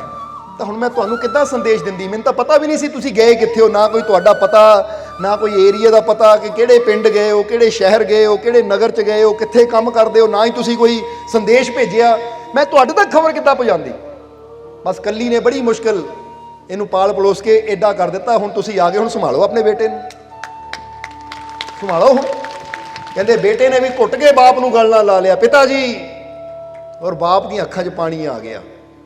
ਤਾਂ ਉਸ ਲਈ ਬਾਪ ਨੇ ਕਿਹਾ, ਵਾਕਈ ਉਹ ਗਿਆਨ ਦੀ ਗੱਲ, ਬੇਸ਼ੱਕ ਮੈਂ 500 ਖਰਚਿਆ ਸੀ, ਪਰ ਉਹਨੇ ਮੈਨੂੰ ਅਰਬਾਂ ਖਰਬਾਂ ਦਾ ਫਾਇਦਾ ਦਿੱਤਾ। ਕਿਉਂਕਿ ਜੇ ਉਹ ਗੱਲ ਮੈਂ ਨਾ ਸੁਣੀ ਹੁੰਦੀ, ਉੱਤੇ ਅਮਲ ਨਾ ਕੀਤਾ ਹੁੰਦਾ, ਇਹਨਾਂ ਦੀ ਜਾਨ ਲੈ ਲੈਂਦਾ, ਬਾਅਦ ਚੋਂ ਮੈਨੂੰ ਪਤਾ ਲੱਗਦਾ, ਤਾਂ ਮੈਨੂੰ ਕਿੱਡਾ ਘਾਟਾ ਪੈਣਾ ਸੀ। ਜ਼ਰਾ ਸੋਚੋ। ਇਸ ਕਰਕੇ ਕਹਿੰਦੇ ਆ ਕਿ ਗਿਆਨ ਦੀ ਗੱਲ ਤਾਂ ਕੀਮਤ ਦੇ ਕੇ ਵੀ ਮਿਲੇ ਨਾ ਤਾਂ ਉਹਨੂੰ ਵੀ ਸਸਤੀ ਜਾਣੋ। ਤਾਂ ਹੀ ਕਹਿੰਦੇ ਜੇ ਸਿਰ ਦਿੱਤਿਆਂ ਰੱਬ ਮਿਲ ਜਾਵੇ ਬਾਹੂ, ਤਾਂ ਉਸ ਮੌਤੋਂ ਕੀ ਡਰਨਾ ਹੂ। ਜੇ ਗਿਆਨ ਪਰਮਾਤਮਾ ਪ੍ਰਭੂ ਸਿਰ ਦੇ ਕੇ ਵੀ ਮਿਲਦਾ ਹੈ ਤਾਂ ਕਹਿੰਦੇ ਤਾਂ ਵੀ ਲੈ ਲਓ। ਇਹ ਨਾ ਸੋਚੋ ਕਿ ਲੈ ਵੀ ਇਹ ਕੀਮਤ ਬਹੁਤ ਬੜੀ ਦੇਣੀ ਪੈ ਰਹੀ ਹੈ। ਨਹੀਂ, ਪਰਮਾਤਮਾ ਤੋਂ ਬੜੀ, ਗਿਆਨ ਤੋਂ ਬੜੀ ਕੀਮਤ ਹੋਰ ਕੋਈ ਹੈ ਹੀ ਨਹੀਂ। ਔਰ ਇੱਥੇ ਤਾਂ ਇਨਸਾਨ ਕਰਦਾ ਹੈ ਸਤਸੰਗ 'ਚ ਜਾਣਾ ਹੈ, ਕਿਰਾਇਆ ਕਿੰਨਾ ਕੁ ਲੱਗਣਾ ਹੈ? 100 ਰੁਪਇਆ ਲੱਗਣਾ, 150 ਲੱਗਣਾ, ਛੱਡੋ ਯਾਰ 150 ਬਚਾ ਲਓ, ਛੱਡੋ ਸਤਸੰਗ ਫੇਰ ਸੁਣ ਲਵਾਂਗੇ। ਉਹ ਗਿਆਨ ਗਵਾ ਦਿੰਦਾ ਹੈ ਬੰਦਾ 4 ਪੈਸੇ ਬਚਾਉਣ ਦੀ ਖਾਤਰ। ਇਹ ਨਹੀਂ ਦੇਖਦਾ ਕਿ ਉਹ ਗਿਆਨ ਨੂੰ ਅਗਰ ਮੈਂ ਪ੍ਰਾਪਤ ਕਰੂੰਗਾ ਤਾਂ ਮੇਰੇ ਜੀਵਨ 'ਚ ਮੈਨੂੰ ਉਹ ਗਿਆਨ ਕਿੱਥੇ ਤੱਕ ਲੈ ਜਾਏਗਾ। ਇਹਦਾ ਜ਼ਰਾ ਸੋਚ ਕੇ ਦੇਖੋ। 500 ਰੁਪਏ ਗਏ, ਪਰ ਜੋ ਗਿਆਨ ਮਿਲਿਆ ਉਹਦੇ ਨਾਲ ਬਚਿਆ ਕੀ? ਅਨਮੋਲ ਜ਼ਿੰਦਗੀ, ਉਹਦੀ ਪਤਨੀ ਦੀ ਵੀ, ਉਹ ਬੱਚੇ ਦੀ ਵੀ, ਤੇ ਇਹਦੀ ਆਪਣੀ ਵੀ। ਨਹੀਂ ਤਾਂ ਜ਼ਰਾ ਸੋਚੋ, ਜੇ ਉਹਨਾਂ ਨੂੰ ਕਤਲ ਕਰ ਦਿੰਦਾ, ਬਾਅਦ ਚੋਂ ਇਹਨੂੰ ਪਤਾ ਲੱਗਦਾ ਮੇਰੀ ਪਤਨੀ ਸੀ, ਮੇਰਾ ਬੇਟਾ ਸੀ, ਤਾਂ ਇਹਨਾਂ ਆਪਣਾ ਕੀ ਕਰਨਾ ਸੀ? ਸ਼ਾਇਦ ਆਪਣੀ ਜਾਨ ਵੀ ਨਫ਼ਰਤ ਨਾਲ, ਗੁੱਸੇ ਨਾਲ, ਘ੍ਰਿਣਾ ਨਾਲ ਲੈ ਲੈਂਦਾ ਕਿ ਮੈਂ ਇਹ ਕੀ ਕਰ ਦਿੱਤਾ, ਐਡਾ ਵੱਡਾ ਪਾਪ ਆਪਣੀ ਪਤਨੀ ਨੂੰ, ਆਪਣੇ ਬੇਟੇ ਨੂੰ ਮਾਰ ਦਿੱਤਾ। ਆਪਣਾ ਵੀ ਇਹਨਾਂ ਜੀਵਨ ਖਤਮ ਕਰ ਦੇਣਾ ਸੀ, ਕਿਉਂਕਿ ਹਾਲਾਤ ਐਸੇ ਸੀ। ਇਸ ਲਈ ਇੱਕ ਗਿਆਨ ਦੀ ਗੱਲ ਇਨਸਾਨ ਦੀ ਜ਼ਿੰਦਗੀ ਨੂੰ ਬਦਲ ਦਿੰਦੀ ਹੈ, ਇਨਸਾਨ ਦੇ ਜੀਵਨ ਨੂੰ ਬਚਾ ਲੈਂਦੀ ਹੈ। ਹੁਣ ਇੱਥੇ ਬਹੁਤ ਜੀਵ ਇਦਾਂ ਦੇ ਬੈਠੇ ਹੈ ਜਿਨ੍ਹਾਂ ਨੇ ਸਤਸੰਗ ਸੁਣਿਆ ਔਰ ਸਤਸੰਗ ਦੇ ਇੱਕ ਸ਼ਬਦ ਦੇ ਨਾਲ, ਇੱਕ ਬਚਨ ਦੀ ਚੋਟ ਦੇ ਨਾਲ ਹੀ ਉਹਨਾਂ ਦਾ ਜੀਵਨ ਬਚ ਗਿਆ। ਨਸ਼ਿਆਂ ਨੂੰ ਉਹਨਾਂ ਨੇ ਤਿਆਗ ਦਿੱਤਾ, ਬੁਰਾਈਆਂ ਨੂੰ ਤਿਆਗ ਦਿੱਤਾ। ਕੱਲ ਕਿੱਥੇ ਸੀ ਔਰ ਅੱਜ ਉਹ ਕਿਸ ਆਨੰਦ ਵਿੱਚ ਜੀ ਰਹੇ ਹੈ? ਕਿਉਂਕਿ ਇਹ ਸ਼ਬਦਾਂ ਦਾ ਇਹੀ ਤਾਂ ਅਸਰ ਹੁੰਦਾ ਹੈ, ਸੰਤਾਂ ਗੁਰੂਆਂ ਰਹਿਬਰਾਂ ਦੀ ਬਾਣੀ ਦਾ ਇਹੀ ਤਾਂ ਪ੍ਰਭਾਵ ਹੁੰਦਾ ਸਾਡੇ ਜੀਵਨ ਤੇ। ਸਮਝਦੇ ਹੋ ਕਿ ਨਹੀਂ? ਇਸ ਲਈ ਅੱਜ ਅਸੀਂ ਮਾਲਕਾਂ ਦੇ ਉਹ 11, ਕਿਉਂਕਿ ਅੱਜ ਅਸੀਂ ਦੋਹਾਂ ਦੀ ਗੱਲ ਕਰਾਂਗੇ ਔਰ ਫਿਰ ਕੱਲ ਨੂੰ ਅਗਲੇ, ਕਿਉਂਕਿ ਦੱਸਿਆ 11 ਨਿਯਮ ਮਾਲਕਾਂ ਨੇ ਸਾਨੂੰ ਦੱਸੇ ਸੀ ਵਸੀਅਤਨਾਮੇ ਦੇ ਵਿੱਚ, ਔਰ ਕਿਹਾ ਸੀ ਬੇਟਾ ਇਹੀ ਸਭ ਤੋਂ ਬੜੀ ਦੌਲਤ ਹੈ, ਇਹੀ ਸਭ ਤੋਂ ਬੜਾ ਖਜ਼ਾਨਾ ਹੈ। ਕਿਉਂਕਿ ਫਕੀਰ ਕੋਈ ਜਾਇਦਾਦ ਨਹੀਂ ਦਿੰਦੇ। ਇਹ ਸਪੈਸ਼ਲ ਮਾਲਕਾਂ ਨੇ ਉਹ ਸਤਸੰਗ 'ਚ ਵੀ ਕਿਹਾ ਹੋਇਆ ਹੈ। ਜਿਹਨਾਂ ਸੁਣਿਆ ਹੋਏਗਾ, ਜਦੋਂ ਮਾਲਕ ਸਾਨੂੰ ਵਸੀਅਤਨਾਮਾ ਪਕੜਾ ਰਹੇ ਆ, ਖੜੇ ਹੋ ਕੇ ਮਾਲਕਾਂ ਨੇ ਉਹ ਸਤਸੰਗ ਕੀਤਾ ਸੀ, ਕੋਲ ਅਸੀਂ ਖੜੇ ਹਾਂ, ਤਾਂ ਮਾਲਕ ਉਸ ਵੇਲੇ ਦੱਸਦੇ ਵੀ ਹੈ ਕਿ ਫਕੀਰ ਜਦ ਵੀ ਕੁਛ ਵਸੀਅਤ ਕਰਕੇ ਜਾਂਦੇ ਨਾ, ਉਹ ਗਿਆਨ ਦੀ ਵਸੀਅਤ ਕਰਕੇ ਜਾਂਦੇ ਹੈ, ਉਹ ਨਿਯਮਾਂ ਦੀ ਵਸੀਅਤ ਕਰਕੇ ਜਾਂਦੇ ਆ ਕਿ ਅਗਰ ਇਹ ਨਿਯਮ ਦੇ ਅੰਦਰ ਚਲੇਗਾ ਤਾਂ ਜੀਵਨ 'ਚ ਕਮੀ ਕੋਈ ਨਹੀਂ ਰਹੇਗੀ। ਇਸ ਲਈ ਅਸੀਂ ਤੁਹਾਨੂੰ ਵੀ ਕਹਾਂਗੇ ਕਿ ਤੁਸੀਂ ਬੱਚੇ ਨੂੰ ਚਾਹੇ 10 ਕਰੋੜ ਦੀ ਵਸੀਅਤ ਕਰ ਦਿਓ ਕਿ 10 ਕਰੋੜ ਤੇਰਾ, ਪਰ ਅਗਰ ਉਹਨੂੰ ਸੱਚੇ ਨਿਯਮ ਨਾ ਦਿੱਤੇ, ਅੱਛੀ ਸਿੱਖਿਆ ਨਾ ਦਿੱਤੀ, ਸਹੀ ਜੀਵਨ ਅੰਦਰ ਕਿਸ ਤਰ੍ਹਾਂ ਰਹਿ ਕੇ ਆਪਣੇ ਜੀਵਨ ਨੂੰ ਸਹੀ ਢੰਗ ਨਾਲ ਚਲਾਉਣਾ ਹੈ, ਅਗਰ ਉਹ ਸਹੀ ਜੀਵਨ ਦੀ ਪਾਲਣਾ ਕਰਨੀ ਇਹਨਾਂ ਨੂੰ ਸਿਖਾਈ ਤਾਂ ਤੁਹਾਡੇ ਕਰੋੜਾਂ ਰੁਪਇਆ ਦਿੱਤੇ ਵੀ ਵਿਅਰਥ ਹੋ ਜਾਣਗੇ। ਇਸ ਲਈ ਕਹਿੰਦੇ ਸਭ ਤੋਂ ਪਹਿਲਾਂ ਦੇਣਾ ਨਾ ਬੱਚੇ ਨੂੰ ਅੱਛੀ ਸਿੱਖਿਆ ਦਿਓ, ਕਿਉਂਕਿ ਜਿਹਦੇ ਪੱਲੇ ਅੱਛੀ ਸਿੱਖਿਆ ਹੋਏਗੀ ਨਾ ਉਹਨੂੰ ਤੁਸੀਂ 1 ਰੁਪਿਆ ਵੀ ਦੇ ਦੋਗੇ, ਇੱਕ ਤਾਂ ਲੱਖਾਂ ਕਰ ਲਏਗਾ। ਤਾਂ ਜਿਹਦੇ ਕੋਲ ਸਿੱਖਿਆ ਹੀ ਮਾੜੀ ਹੋਈ ਉਹਨੂੰ ਤੁਸੀਂ ਕਰੋੜਾਂ ਵੀ ਦੇ ਜਾਓ, ਉਹਨਾਂ ਮਾੜੀ ਸਿੱਖਿਆ ਦੇ ਨਾਲ ਉਹ ਵੀ ਗਵਾ ਲੈਣਾ ਹੈ। ਚਾਹੇ ਜੂਏ 'ਚ ਗਵਾਏਗਾ, ਨਸ਼ਿਆਂ 'ਚ ਗਵਾਏਗਾ, ਕਿਸੇ ਵੀ ਬੁਰਾਈ 'ਚ ਗਵਾਏਗਾ, ਪਰ ਗਵਾ ਦੇਗਾ ਸਭ ਕੁਝ। ਇਸ ਕਰਕੇ ਅਸਲੀ ਧਨ ਤਾਂ ਅਸੀਂ ਕਵਾਂਗੇ ਗਿਆਨ ਹੈ, ਅਸਲੀ ਧਨ ਤਾਂ ਸਹੀ ਸਿੱਖਿਆ ਹੈ। ਅਗਰ ਉਹਨੂੰ ਸਮਝ ਲਿਆ ਤਾਂ ਸਾਡੀ ਜ਼ਿੰਦਗੀ ਸਫਲ ਹੋ ਜਾਂਦੀ ਹੈ। ਇਸ ਲਈ ਮਾਲਕਾਂ ਨੇ ਉਹ 11 ਨਿਯਮ ਦਿੱਤੇ। ਉਹ 11 ਨਿਯਮਾਂ ਦੇ ਵਿੱਚ ਜੋ ਪਹਿਲਾ ਨਿਯਮ ਹੈ ਵਸੀਅਤਨਾਮੇ 'ਚ ਮਾਲਕਾਂ ਨੇ ਲਿਖਿਆ ਹੈ, ਉਹ ਹੈ ਕਿ ਮਾਲਕਾਂ ਨੇ ਕਿਹਾ ਸੀ, ਉਹ ਤੁਹਾਨੂੰ ਵੀ ਦੱਸਣਾ ਚਾਹਾਂਗੇ ਅਸੀਂ, ਕਿ ਉਹ ਲਿਖਿਆ ਹੈ ਅੱਲਾ ਕੀ ਤਕवी और अतायत को लाजिम समझना। ਜੋ ਪਹਿਲਾ ਨਿਯਮ ਹੈ, ਜਿਨ੍ਹਾਂ ਦੇ ਕੋਲ ਘਰ 'ਚੋਂ ਵਸੀਅਤਨਾਮਾ ਰੱਖਿਆ ਹੋਏਗਾ ਨਾ, ਕਿਉਂਕਿ ਕਾਪੀਆਂ ਕਰਾ ਕੇ ਅਸੀਂ ਕਾਫੀ ਜੀਬਾਂ ਨੂੰ ਦਿੱਤੀਆਂ ਸੀ, ਸ਼ਾਇਦ ਉਹਨਾਂ ਨੇ ਘਰਾਂ 'ਚ ਵੀ ਪ੍ਰਿੰਟ ਕਰਾ ਕੇ ਜਾਂ ਫਰੇਮ ਕਰਵਾ ਕੇ ਲਗਾਈਆਂ ਹੋਣਗੀਆਂ। ਜੋ ਚ ਪਹਿਲਾ ਨਿਯਮ ਹੈ ਕਿ ਅੱਲਾ ਕੀ ਤਕवी और अतायत को लाजिम समझना। ਹੁਣ ਇੱਕ ਲਾਈਨ ਹੈ ਪਰ ਇਹਦੇ ਅੰਦਰ ਗਹਿਰਾਈ ਬੜੀ ਹੈ। ਅੱਲਾ ਕੀ ਤਕवी, ਅੱਲਾ ਯਾਨੀ ਉਹ ਪਰਮਾਤਮਾ, ਉਹ ਪ੍ਰਭੂ, ਉਹ ਈਸ਼ਵਰ, ਉਹ ਵਾਹਿਗੁਰੂ, ਉਹ ਪਰਮਾਤਮਾ। ਔਰ ਜਦੋਂ ਲਫ਼ਜ਼ ਆਂਦਾ ਤਕवी, ਤਾਂ ਤਕवी ਜਿਹੜੀ ਹੈ ਨਾ, ਲਫ਼ਜ਼ ਜਿਹੜਾ ਤਕवी, ਇਹ ਦੋ ਚੀਜ਼ਾਂ ਦੀ ਤਰਫ ਇਸ਼ਾਰਾ ਕਰਦਾ ਹੈ। ਸਮਝਦੇ ਹੋ ਕਿ ਨਹੀਂ? ਕਿਉਂਕਿ ਅਗਰ ਇਦਾਂ ਸੁਣੀਏ ਤਾਂ ਸ਼ਾਇਦ ਪਤਾ ਨਹੀਂ ਲੱਗੇਗਾ ਇਹਦਾ ਮਤਲਬ ਕੀ ਹੈ। ਇਸ ਲਈ ਹੁਣ ਮਤਲਬ ਨੂੰ ਸਮਝੀਏ। ਤਕवी ਦਾ ਮਤਲਬ ਕੀ ਹੈ? ਤਕवी ਇੱਕ ਤਕਵੀਰ ਦੀ ਤਰਫ ਇਸ਼ਾਰਾ ਕਰਦੀ ਹੈ ਔਰ ਦੂਜਾ ਤਕਵੇ ਦੀ ਤਰਫ ਇਸ਼ਾਰਾ ਕਰਦੀ ਹੈ, ਤਕਵਾ। ਯਾਨੀ ਜਿੱਦਾਂ ਕਹਿ ਲਓ ਇੱਕ ਤੀਰ ਦੋ ਨਿਸ਼ਾਨੇ। ਹੁਣ ਤਕਵੀਰ ਦਾ ਮਤਲਬ ਕੀ ਹੁੰਦਾ ਹੈ? ਤਕਵੀਰ ਦਾ ਮਤਲਬ ਹੁੰਦਾ ਹੈ ਆਪਣੇ ਰੱਬ ਦੀ ਪ੍ਰਸ਼ੰਸਾ ਕਰਨੀ, ਉਹਦੀ ਹਮਦ ਕਰਨੀ, ਉਹਦਾ ਗੁਣਗਾਨ ਕਰਨਾ, ਉਹਦੀ ਸਿਫਤ ਕਰਨੀ। ਸਮਝਦੇ ਹੋ ਕਿ ਨਹੀਂ ਕਿ ਪਰਮਾਤਮਾ ਸਭ ਤੋਂ ਬੜਾ ਹੈ, ਉਹਦੀ ਉਸਤਤ ਕਰਨੀ। ਜਿੱਦਾਂ ਕਹਿੰਦੇ ਹੈ ਕਿ ਆਪਣੇ ਰੱਬ ਦੀ ਵਡਿਆਈ ਕਰਨੀ, ਕਿਉਂਕਿ ਅਗਰ ਵਡਿਆਈ ਦੇ ਲਾਇਕ ਹੈ ਤਾਂ ਇੱਕੋ ਹੀ ਸ਼ਕਤੀ ਹੈ, ਇੱਕੋ ਹੀ ਉਹ ਤਾਕਤ ਹੈ, ਕਿਉਂਕਿ ਉਹੀ ਹੈ ਜਿਸ ਨੇ ਹਰ ਸ਼ੈ ਨੂੰ ਪੈਦਾ ਕੀਤਾ ਹੈ। ਇਸ ਲਈ ਜਦੋਂ ਵੀ ਮੌਕਾ ਮਿਲੇ ਆਪਣੇ ਪਰਮਾਤਮਾ ਦੀ ਪ੍ਰਸ਼ੰਸਾ ਕਰ। ਅੱਜ ਇਨਸਾਨ ਦੇਖਿਆ ਨਾ, ਕੋਈ ਕਿਸੇ ਦੀ ਪ੍ਰਸ਼ੰਸਾ ਕਰਦਾ ਹੈ, ਕੋਈ ਕਿਸੇ ਨੂੰ ਜਿੱਦਾਂ ਕਹਿੰਦੇ ਮੱਖਣ ਲਾਈ ਜਾਂਦਾ, ਇਹਨੂੰ ਇਦਾਂ ਕਰਦਾ ਜੀ, ਉਦਾਂ ਕਰਦਾ, ਪਰ ਕਹਿੰਦੇ ਅਸਲੀ ਹਮਦ ਦਾ ਮਾਲਿਕ ਤਾਂ ਉਹ ਪਰਮਾਤਮਾ ਹੈ, ਜਿਹਨੂੰ ਵਾਹਿਗੁਰੂ, ਅੱਲਾ, ਈਸ਼ਵਰ ਕਿਹਾ ਜਾਂਦਾ, ਭਗਵਾਨ ਕਿਹਾ ਜਾਂਦਾ ਹੈ। ਉਹ ਹੈ ਅਸਲੀ ਹਮਦ ਦਾ, ਅਸਲੀ ਸਿਫਤਾਂ ਦਾ ਮਾਲਿਕ। ਇਸੇ ਲਈ ਤਾਂ ਕਿਹਾ ਜਾਂਦਾ ਨਾ ਅਲਹਮਦੁਲਿਲਾ, ਅਲਹਮਦੁਲਿਲਾਹ ਰੱਬੁਲ ਆਲਮੀਨ। ਇਹਦਾ ਮਤਲਬ ਹੈ ਸਾਰੀਆਂ ਸਿਫਤਾਂ ਉਹ ਰੱਬ ਲਈ ਹੈ ਜੋ ਇਹ ਦੁਨੀਆ ਨੂੰ ਚਲਾ ਰਿਹਾ ਹੈ, ਜੋ ਇਹ ਦੁਨੀਆ ਦਾ ਮਾਲਿਕ ਹੈ। ਇਹ ਸਾਰੀਆਂ ਸਿਫਤਾਂ ਉਹਦੇ ਵਾਸਤੇ ਹੈ।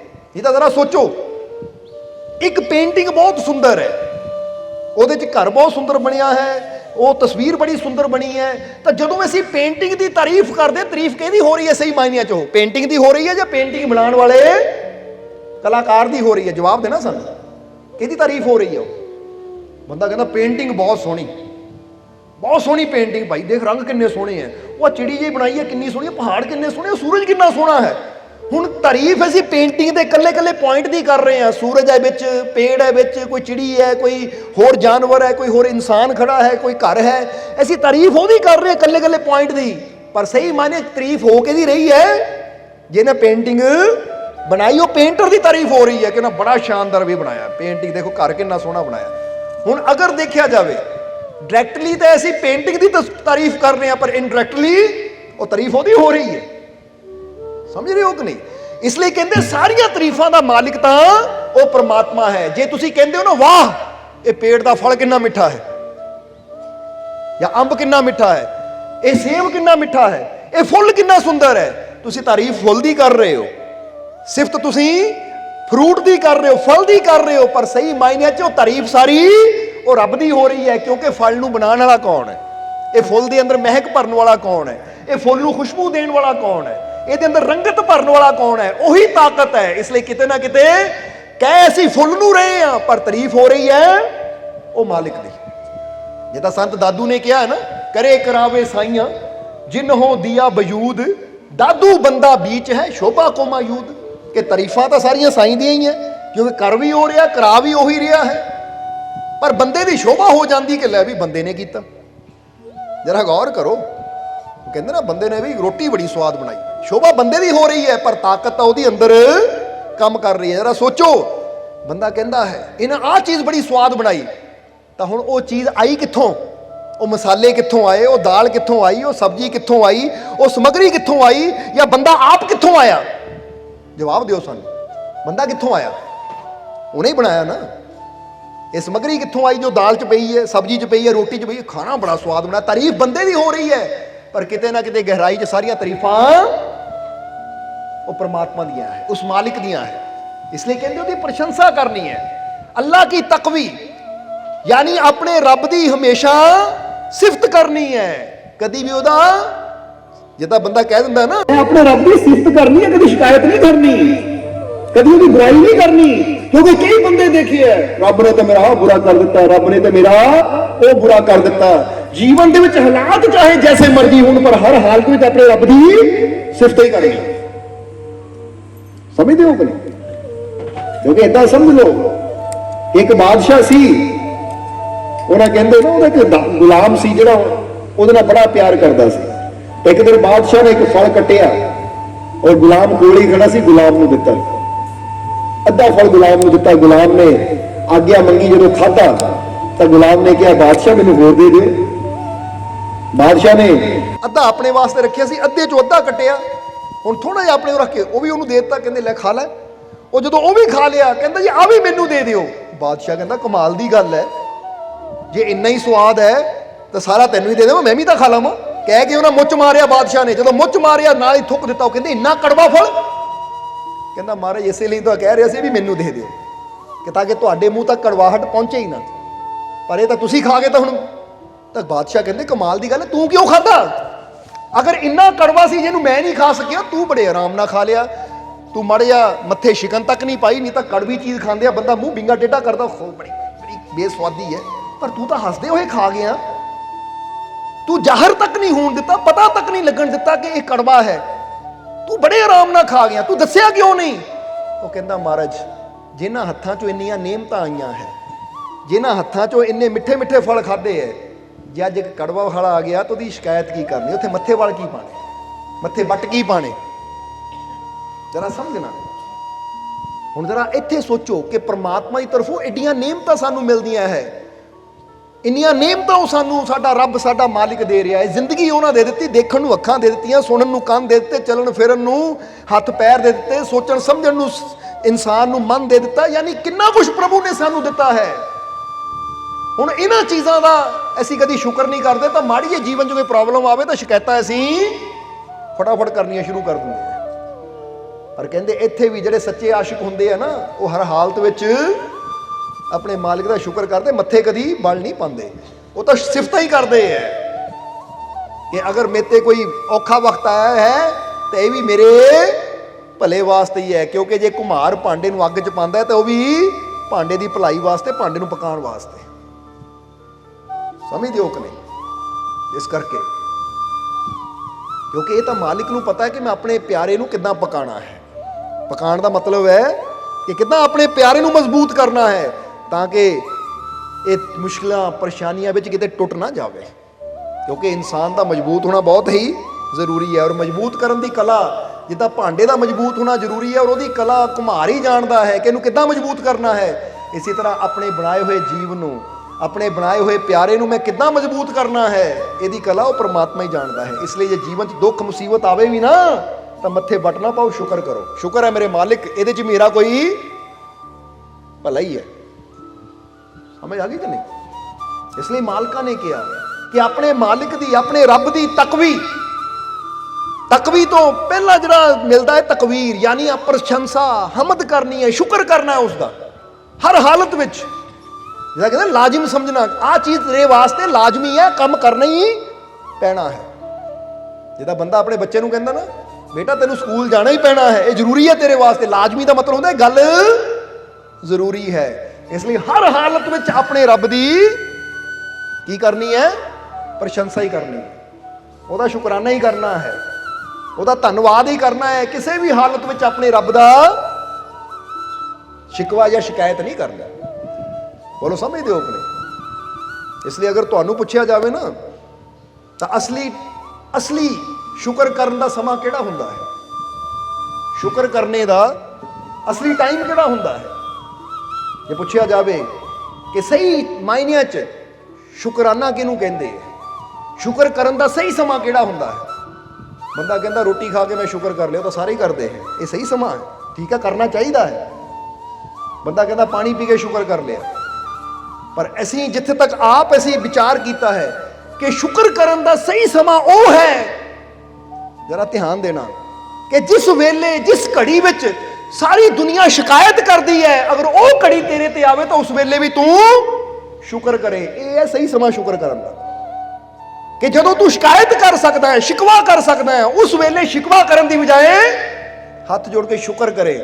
ਤਾਂ ਸਮਝ ਲੈ ਕਿ ਜਿਹੜਾ ਸਮਾਂ ਸ਼ਿਕਵਾ ਕਰਨ ਦਾ ਹੈ ਨਾ, ਉਹੀ ਸਹੀ ਸਮਾਂ ਸ਼ੁਕਰ ਕਰਨ ਦਾ ਹੁੰਦਾ ਹੈ। ਉਹਨੂੰ ਸ਼ਾਕਿਰ ਕਿਹਾ ਜਾਂਦਾ ਕਿ ਅਸਲੀ ਸ਼ੁਕਰਗੁਜ਼ਾਰ ਇਹ ਹੈ ਕਿ ਇਸ ਵੇਲੇ ਸ਼ਿਕਵਾ ਕਰ ਸਕਦਾ ਸੀ, ਸ਼ਿਕਾਇਤ ਕਰ ਸਕਦਾ ਸੀ, ਪਰ ਇਸ ਵੇਲੇ ਸ਼ਿਕਵੇ ਸ਼ਿਕਾਇਤ ਦੀ ਜਗ੍ਹਾ ਸ਼ੁਕਰ ਕਰ ਰਿਹਾ।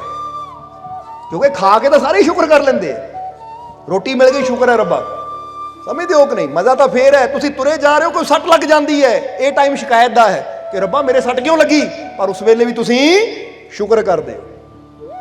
ਤੰਦਰੁਸਤੀ ਵਿੱਚ ਤਾਂ ਸਾਰੇ ਸ਼ੁਕਰ ਕਰਦੇ ਹੈ, ਪਰ ਜੇ ਕੋਈ ਬਿਮਾਰੀ ਆ ਗਈ, ਕੋਈ ਰੋਗ ਆ ਗਿਆ, ਉਸ ਵੇਲੇ ਸ਼ਿਕਾਇਤ ਕਰ ਸਕਦੇ ਹੋ, ਦਰਦ ਹੋ ਰਹੀ ਹੈ, ਸ਼ਿਕਾਇਤ ਕਰ ਸਕਦੇ ਹੋ, ਪਰ ਉਸ ਵੇਲੇ ਤੁਸੀਂ ਕਹਿੰਦੇ ਹੋ ਰੱਬਾ ਤੇਰਾ ਸ਼ੁਕਰ ਹੈ। ਇਹਦਾ ਮਤਲਬ ਸੱਚਾ ਸ਼ੁਕਰਗੁਜ਼ਾਰ ਬੰਦਾ ਹੈ ਕਿ ਇਸ ਵੇਲੇ ਜਿੱਥੇ ਸ਼ਿਕਵਾ ਕੀਤਾ ਜਾ ਸਕਦਾ ਸੀ, ਸ਼ਿਕਾਇਤ ਕੀਤੀ ਜਾ ਸਕਦੀ ਸੀ, ਉੱਥੇ ਵੀ ਇਹ ਆਪਣੇ ਮਾਲਿਕ ਦਾ ਸ਼ੁਕਰ ਕਰ ਰਿਹਾ। ਇਹ ਸਹੀ ਟਾਈਮ ਹੁੰਦਾ ਹੈ, ਸਹੀ ਸਮਾਂ ਹੁੰਦਾ ਸ਼ੁਕਰ ਕਰਨੇ ਦਾ।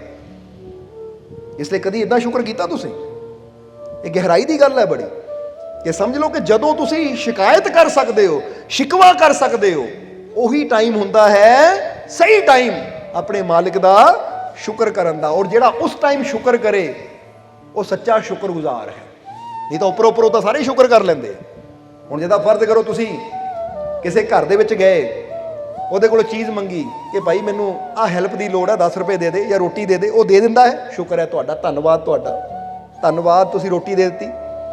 ਸਮਝਦੇ ਹੋ ਕਿ ਨਹੀਂ? ਇਹ ਤਾਂ ਨਾਰਮਲ ਗੱਲ ਹੈ, ਹਰ ਕੋਈ ਕਰੇਗਾ। ਪਰ ਉਸੇ ਘਰ 'ਚ ਤੁਸੀਂ ਜਾਂਦੇ ਹੋ, ਰੋਟੀ ਮੰਗਦੇ ਹੋ, ਅਗਲਾ ਧੱਕਾ ਮਾਰ ਦਿੰਦਾ, ਜਾ ਨਹੀਂ ਦੇਣੀ, ਤੁਹਾਨੂੰ ਠੋਕਰ ਲੱਗਦੀ ਹੈ, ਸਿਰ 'ਚੋਂ ਖੂਨ ਨਿਕਲ ਆਉਂਦਾ ਹੈ ਗਿਰ ਕੇ, ਫਿਰ ਵੀ ਤੁਸੀਂ ਕਹਿੰਦੇ ਸ਼ੁਕਰ ਹੈ ਤੇਰਾ, ਬਹੁਤ ਬਹੁਤ ਧੰਨਵਾਦ, ਬਹੁਤ ਬਹੁਤ ਸ਼ੁਕਰੀਆ। ਇਹਦਾ ਮਤਲਬ ਬੰਦਾ ਦਿਲੋਂ ਸ਼ੁਕਰਗੁਜ਼ਾਰ ਹੈ, ਕਿਉਂਕਿ ਇਹਦੇ ਅੰਦਰ ਨਫ਼ਰਤ ਨਹੀਂ ਹੈ। ਨਹੀਂ ਤਾਂ ਗਾਲੀ ਦੇ ਸਕਦਾ ਸੀ, ਸ਼ਿਕਾਇਤ ਕਰ ਸਕਦਾ ਸੀ, ਪਰ ਇੱਥੇ ਵੀ ਸ਼ੁਕਰ ਕਰ ਰਿਹਾ। ਇਹਦਾ ਮਤਲਬ ਇਹਦੇ ਅੰਦਰ ਇੰਨਾ ਸ਼ੁਕਰ ਭਰਿਆ ਹੋਇਆ ਹੈ ਕਿ ਕਿਸੇ ਵੀ ਹਾਲਾਤ ਵਿੱਚ ਸ਼ਿਕਵਾ ਇਹ ਕਰ ਹੀ ਨਹੀਂ ਸਕਦਾ। ਉਹ ਹੈ ਸੱਚਾ ਸ਼ੁਕਰਗੁਜ਼ਾਰ। ਹੁਣ ਬੰਦਾ ਕਹੇ ਮੈਂ ਬੜਾ ਪਿਆਰ ਨਾਲ ਭਰਿਆ ਆ, ਕੋਈ ਮੈਨੂੰ ਪਿਆਰ ਦਿੰਦਾ, ਮੈਂ ਉਹਨੂੰ ਪਿਆਰ ਦਿੰਦਾ ਆ, ਮੈਂ ਬੜਾ ਪ੍ਰੇਮੀ ਆ, ਤਾਂ ਹੁਣ ਜੇ ਮੈਨੂੰ ਪਿਆਰ ਮਿਲ ਰਿਹਾ, ਮੈਂ ਅੱਗੇ ਪਿਆਰ ਦੇ ਰਿਹਾ, ਤਾਂ ਸਾਡੇ ਪਿਆਰ ਦਾ ਪਤਾ ਲੱਗਦਾ ਕਿ ਅਸੀਂ ਪ੍ਰੇਮੀ ਹੈ। ਮਜ਼ਾ ਤਾਂ ਫੇਰ ਹੈ ਕਿ ਅਗਲਾ ਪੱਥਰ ਮਾਰੇ, ਅਗਲਾ ਗਾਲੀ ਦੇਵੇ, ਅਗਲਾ ਬੁਰਾ ਕਰੇ, ਅਸੀਂ ਉਹਨੂੰ ਵੀ ਪਿਆਰ ਕਰਦੇ ਹਾਂ, ਉਹਦਾ ਵੀ ਭਲਾ ਮੰਗ ਰਹੇ ਹਾਂ। ਇਹ ਹੈ ਸੱਚੇ ਪ੍ਰੇਮ ਦੀ ਗੱਲ।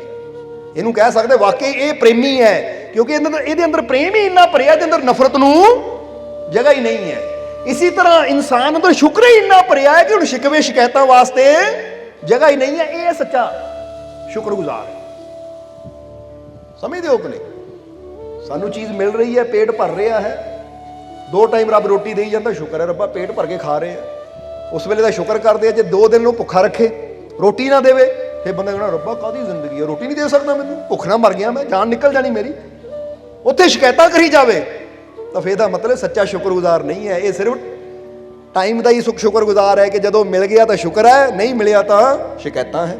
ਪਰ ਜਿਹੜਾ ਸੱਚਾ ਸ਼ੁਕਰਗੁਜ਼ਾਰ ਹੈ ਉਹ ਕਹਿੰਦਾ ਹੁਣ ਦੇ ਚਾਹੇ ਨਾ ਦੇ, ਚਾਹੇ ਜ਼ਿੰਦਗੀ ਦੇ, ਚਾਹੇ ਜਾਨ ਲੈ ਲੈ, ਯਾਨੀ ਦੇ ਦੇ ਚਾਹੇ ਲੈ ਲੈ, ਜੋ ਮਰਜ਼ੀ ਕਰ, ਹਰ ਹਾਲਤ ਵਿੱਚ ਮੈਂ ਤੇਰਾ ਸ਼ੁਕਰ ਹੀ ਕਰਨਾ ਹੈ। ਇਹਨੂੰ ਕਹਿੰਦੇ ਅਸਲੀ ਸ਼ੁਕਰਗੁਜ਼ਾਰ। ਇਸ ਲਈ ਸ਼ੁਕਰ ਕਰਨ ਦਾ ਸਹੀ ਸਮਾਂ ਪਤਾ ਲੱਗ ਗਿਆ ਨਾ ਹੁਣ।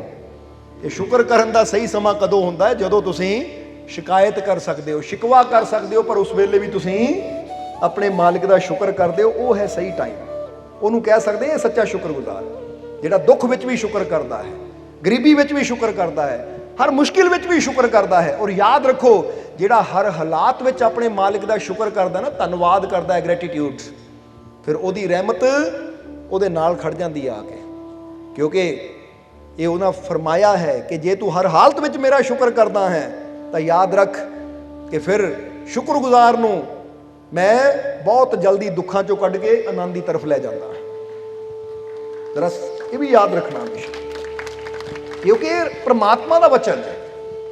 इसलिए मालिक यही दस रहे हैं कि अल्लाह की तकवी, हुण तकवी का एक अर्थ है अपने रब की प्रशंसा करनी, क्योंकि तकवी यानी तकवीर भी बन जाता है, तकवी तो तकवीर भी बनता है, अपने रब की प्रशंसा करनी। समझ दिओ कि नहीं? जिदा कहते नारा ए तकवीर, फिर अगे आता है अल्लाहू अकबर, कि रब की सिफत की है कि रब सब तो बड़ा है। क्योंकि अल्लाहू अकबर का मतलब है, अकबर का मतलब बड़ा, अल्लाह का मतलब परमात्मा भगवान, यानी जिदा आप पंजाबी कह लीए भगवान, वो वाहेगुरु सब तो बड़ा है। इनू अगर अरबी च कहना हो तो बन जाता अल्लाहू अकबर। जिदा कोई पहला ही दसिया ना सी, बंदा कहता कि मैनू प्यास लगी, मैनू वाटर लिया दे, तो हुण असीं कह दईए वाटर लिया दे, तो कोई पंजाबी च कह दे मैनू पानी लिया दे। हुण देखो गल उही है, पर लोग इन्हां नूं झगड़ी जाते हैं। समझते हो कि नहीं? तुसीं किसी मस्जिद में जाके कह दोगे ना भगवान बहुत बड़ा है, उन्होंने की भगवान का नाम लैन लगा है, तो किसी मंदिर में जाके कह दो अल्लाहू अकबर, या किसी होर धार्मिक स्थान से अल्लाहू अकबर, और झगड़ा शुरू हो जाना, साडे धार्मिक स्थान से अल्लाह का नाम लै रहे हैं। हालांकि अल्लाह का मतलब की है, अल्लाहू अकबर का मतलब की है, भगवान सब तो बड़ा मतलब की है? चीज़ उही है, बस लड़ते वो है जिन्होंने मतलब पता ना होवे। समझते हो कि नहीं? जिदा फर्ज करो इत्थे कोई अनपढ़ बंदा होवे ना, उन्होंने कोई पूछे बापू जी वाटर पीना है, वाटर पीओगे वाटर, बापू ने कहना पहली बार पीना, पिला दे जरा की है, कभी पीता नहीं, अज तक वाटर नहीं पीता कभी, लिया दे की हुंदा है। तो जो वाटर लैके आया बंदा कि लो बापू जी ठंडा ठंडा वाटर पीओ, बापू जी ने देखिया वाटर तो पीता नहीं, वो मूँह से चपेड़ जरूर मारती। वो कहता जी मेरे चपेड़ क्यों मारी? बापू कहता लै वाटर कह के पानी ये चक लिया तू, पानी तो रोज़ घर पींदे, वाटर पहली बार पीना सी, वो लैके नहीं आया तू। वो कहता बापू जी वाटर नूं ही पानी कहते, तो पानी नूं ही वाटर कहते। बापू कहता हुण समझ आई। इसी तरह जेडे अल्लाह के नाम से लड़ते हैं ना, वाहेगुरु के नाम से झगड़े करी जाते, राम के नाम से झगड़े करी जाते हैं, ईश्वर के नाम से भगवान के रब के नामां ते जेडे झगड़े करी जाते कि साडे इत्थे आ ना नहीं लेना, आ लेना, आ नहीं लेना, आ लेना। ये अनपढ़ता वाला ही हाल है बापू वाले, कि जिन्होंने पता ही नहीं कि वाटर भी उही हुंदा है, पानी भी उही हुंदा, झगड़े तो कोई गल ही है नहीं। जे नहीं समझ आती किते कह के देख लो, किसी होर धार्मिक स्थान पर जाके किते कह अल्लाहू अकबर, मस्जिद में नहीं, किसी होर स्थान पर, तो फिर आपे ही पता लग जाएगा उत्थे किदां दा माहौल बन जाता है। फिर समझ लो जिन्होंने गर्मी आ गई ना उत्थे, तो फिर छोटे बर्तन चो वाल जल्दी आ जाता है। क्योंकि छोटा बर्तन रखो ना चुल्हे पर, माड़ी पतीली रख दो, पानी ऐदा उबल लग जाएगा मिनट च। तो जो बड़ा डगरा रखोगे तो फिर अद्धा पौना घंटा इंतजार करना पैना भाई बर्तन उबलण च। इसलिए जिन्होंने इन्होंने चीज़ों से उबाल आ जाए, इसका मतलब इन्हों की समझ बड़ी छोटी है, इन्होंने पता ही नहीं है कि राम भी उही है, रहीम भी उही है, वाहेगुरु भी उही है, अल्लाह भी उही है, झगड़ा काहदा रह गया? समझते हो कि नहीं? इसलिए समझना है सच्चाई। और असीं चाहते ਜਿਹੜੇ कम से कम सत्संग नाल जुड़े है, मालकां नाल प्यार करने वाले, वो इन्हां झगड़ियां 'च ना पैण। उन्हां अंदर तो यही होवे कि राम भी उही है, वाहेगुरु भी उही है, अल्लाह भी उही है, क्योंकि सबका मालिक इक्को ही तो है। तां ही तो असीं कई बार कहीदा ना कि मंदिर में दाना चुगकर मस्जिद में पानी पीते हैं, हमसे अच्छे तो ये परिंदे हैं जो बिना धर्म के जीते हैं। कि साढ़े नालों अच्छे तो पंछी है बेचारे कि जिन्हें बिना धर्म तो ही जी रहे है, ना इन्हों मंदिर की फिक्र, ना मस्जिद की, जिथे दिल करता दाना चुग लेंदे, जिथे दिल करता पानी पी लेंदे है। इत्थे तो बंदा सोचा ही सो रखता है, वो दरबार का लंगर नहीं खाना। समझते हो कि नहीं? वो दरबार का प्रसाद नहीं लेना मैं, क्योंकि वो मुसलमानों का दरबार है, वो फलाना दरबार है, वो इदा है उदा। कई देखो भरम इंसान के अंदर, फिर गल्लां इंसान बड़ियां उच्चियां उच्चियां करता है कि अब्बल अल्लाह नूर उपाया कुदरत दे सब बंदे, एक नूर ते सब जग उपजिया को भले को मंदे। ਇਹਦਾ मतलब पढ़ लिया पर हले अमल नहीं होया।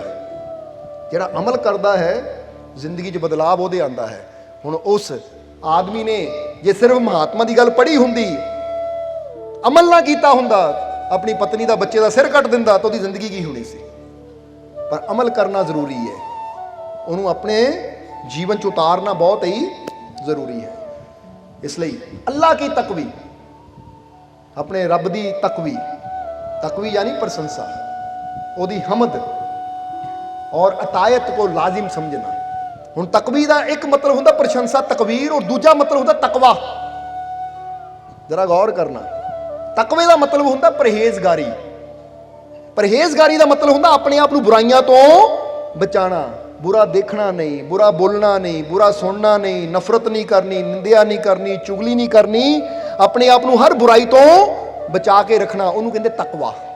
ਤਕਵਾ ਯਾਨੀ ਪਰਹੇਜ਼ਗਾਰੀ, ਪਰਹੇਜ਼ਗਾਰ ਬਣਨਾ, ਬੁਰਾਈਆਂ ਤੋਂ ਆਪਣੇ ਆਪ ਨੂੰ ਬਚਾ ਕੇ ਰੱਖਣਾ। ਲਾਜ਼ਮ ਸਮਝਣਾ, ਇਹ ਵੀ ਗੱਲਾਂ ਲਾਜ਼ਮ ਹੈ ਕਿ ਇੱਕ ਆਪਣੇ ਰੱਬ ਦੀ ਪ੍ਰਸ਼ੰਸਾ ਕਰਨੀ ਔਰ ਦੂਜਾ ਆਪਣੇ ਆਪ ਨੂੰ ਬੁਰਾਈਆਂ ਤੋਂ ਬਚਾ ਕੇ ਰੱਖਣਾ। ਯਾਨੀ ਤਕਵੀ ਲਫ਼ਜ਼ ਦੇ ਅੰਦਰ ਇਹ ਦੋ ਹੀ ਚੀਜ਼ਾਂ, ਤਕਵੀਰ ਵੀ ਆ ਗਈ, ਪ੍ਰਸ਼ੰਸਾ ਵੀ ਆ ਗਈ, ਹਮਦ ਵੀ ਆ ਗਈ, ਸ਼ੁਕਰਾਨਾ ਵੀ ਆ ਗਿਆ, ਔਰ ਨਾਲ ਨਾਲ ਆਪਣੇ ਆਪ ਨੂੰ ਬੁਰਾਈਆਂ ਤੋਂ ਬਚਾ ਕੇ ਰੱਖਣਾ। ਔਰ ਇਹ ਲਾਜ਼ਮ ਹੈ, ਲਾਜ਼ਮ ਸਮਝਣਾ। ਇਹ ਨਹੀਂ ਕਿ ਗੱਲ ਕਹਿ ਦਿੱਤੀ ਤਾਂ ਹੋ ਗਈ। ਜਿੱਦਾਂ ਬੰਦਾ ਕਹਿ ਦਿੰਦਾ ਨਾ, ਇਹ ਕੱਲ ਵੀ ਲਾਜ਼ਮ ਹੈ, ਕਰਨਾ ਪੈਣਾ ਕੰਮ ਤੈਨੂੰ। ਜਿੱਦਾਂ ਤੁਸੀਂ ਕੋਈ ਕਹਿ ਦੋ ਨਾ ਕਿਸੇ ਨੂੰ, ਆ ਮੈਂ ਜਾ ਰਿਹਾ ਭਾਈ, ਆਹ ਕੰਮ ਪਿੱਛੋਂ ਕਰਨਾ ਹੈ, ਗੱਡੀ 'ਚ ਤੇਲ ਪਵਾਉਣਾ ਹੈ, ਇਹ ਜ਼ਰੂਰੀ ਹੈ, ਨਹੀਂ ਤਾਂ ਗੱਡੀ ਖੜ ਜਾਣੀ ਨਾ ਪਵਾਇਆ ਤਾਂ। ਇਹਦੇ ਜਦੋਂ ਫਕੀਰ ਕਹਿ ਦੇਣ ਲਾਜ਼ਮ, ਤਾਂ ਲਾਜ਼ਮ ਦਾ ਮਤਲਬ ਹੁੰਦਾ ਇਹ ਜੀਵਨ 'ਚ ਆਹ ਦੋ ਚੀਜ਼ਾਂ ਜ਼ਰੂਰੀ ਹੋਣੀਆਂ ਚਾਹੀਦੀਆਂ, ਇਹਨਾਂ ਤੋਂ ਬਿਨਾਂ ਗੱਡੀ ਜੀਵਨ ਦੀ ਅੱਗੇ ਨਹੀਂ ਵਧਣੀ। ਉਹ ਪਰਮਾਤਮਾ ਦੀ ਮੰਜ਼ਿਲ ਦੀ ਤਰਫ ਜਾਣਾ ਹੈ ਨਾ, ਤਾਂ ਇਹ ਦੋ ਚੀਜ਼ਾਂ ਜੀਵਨ 'ਚ ਹੋਣੀਆਂ ਜ਼ਰੂਰੀ ਹੈ। ਹੁਣ ਤੁਸੀਂ ਚੈੱਕ ਕਰੋ, ਕਿਉਂਕਿ ਹੁਣ ਸਮਾਂ ਕਾਫੀ ਹੋ ਗਿਆ, ਅੱਜ ਪਹਿਲੇ ਨਿਯਮ ਦੀ ਗੱਲ ਹੀ ਕਰਾਂਗੇ। ਸਮਝਦੇ ਹੋ ਕਿ ਨਹੀਂ?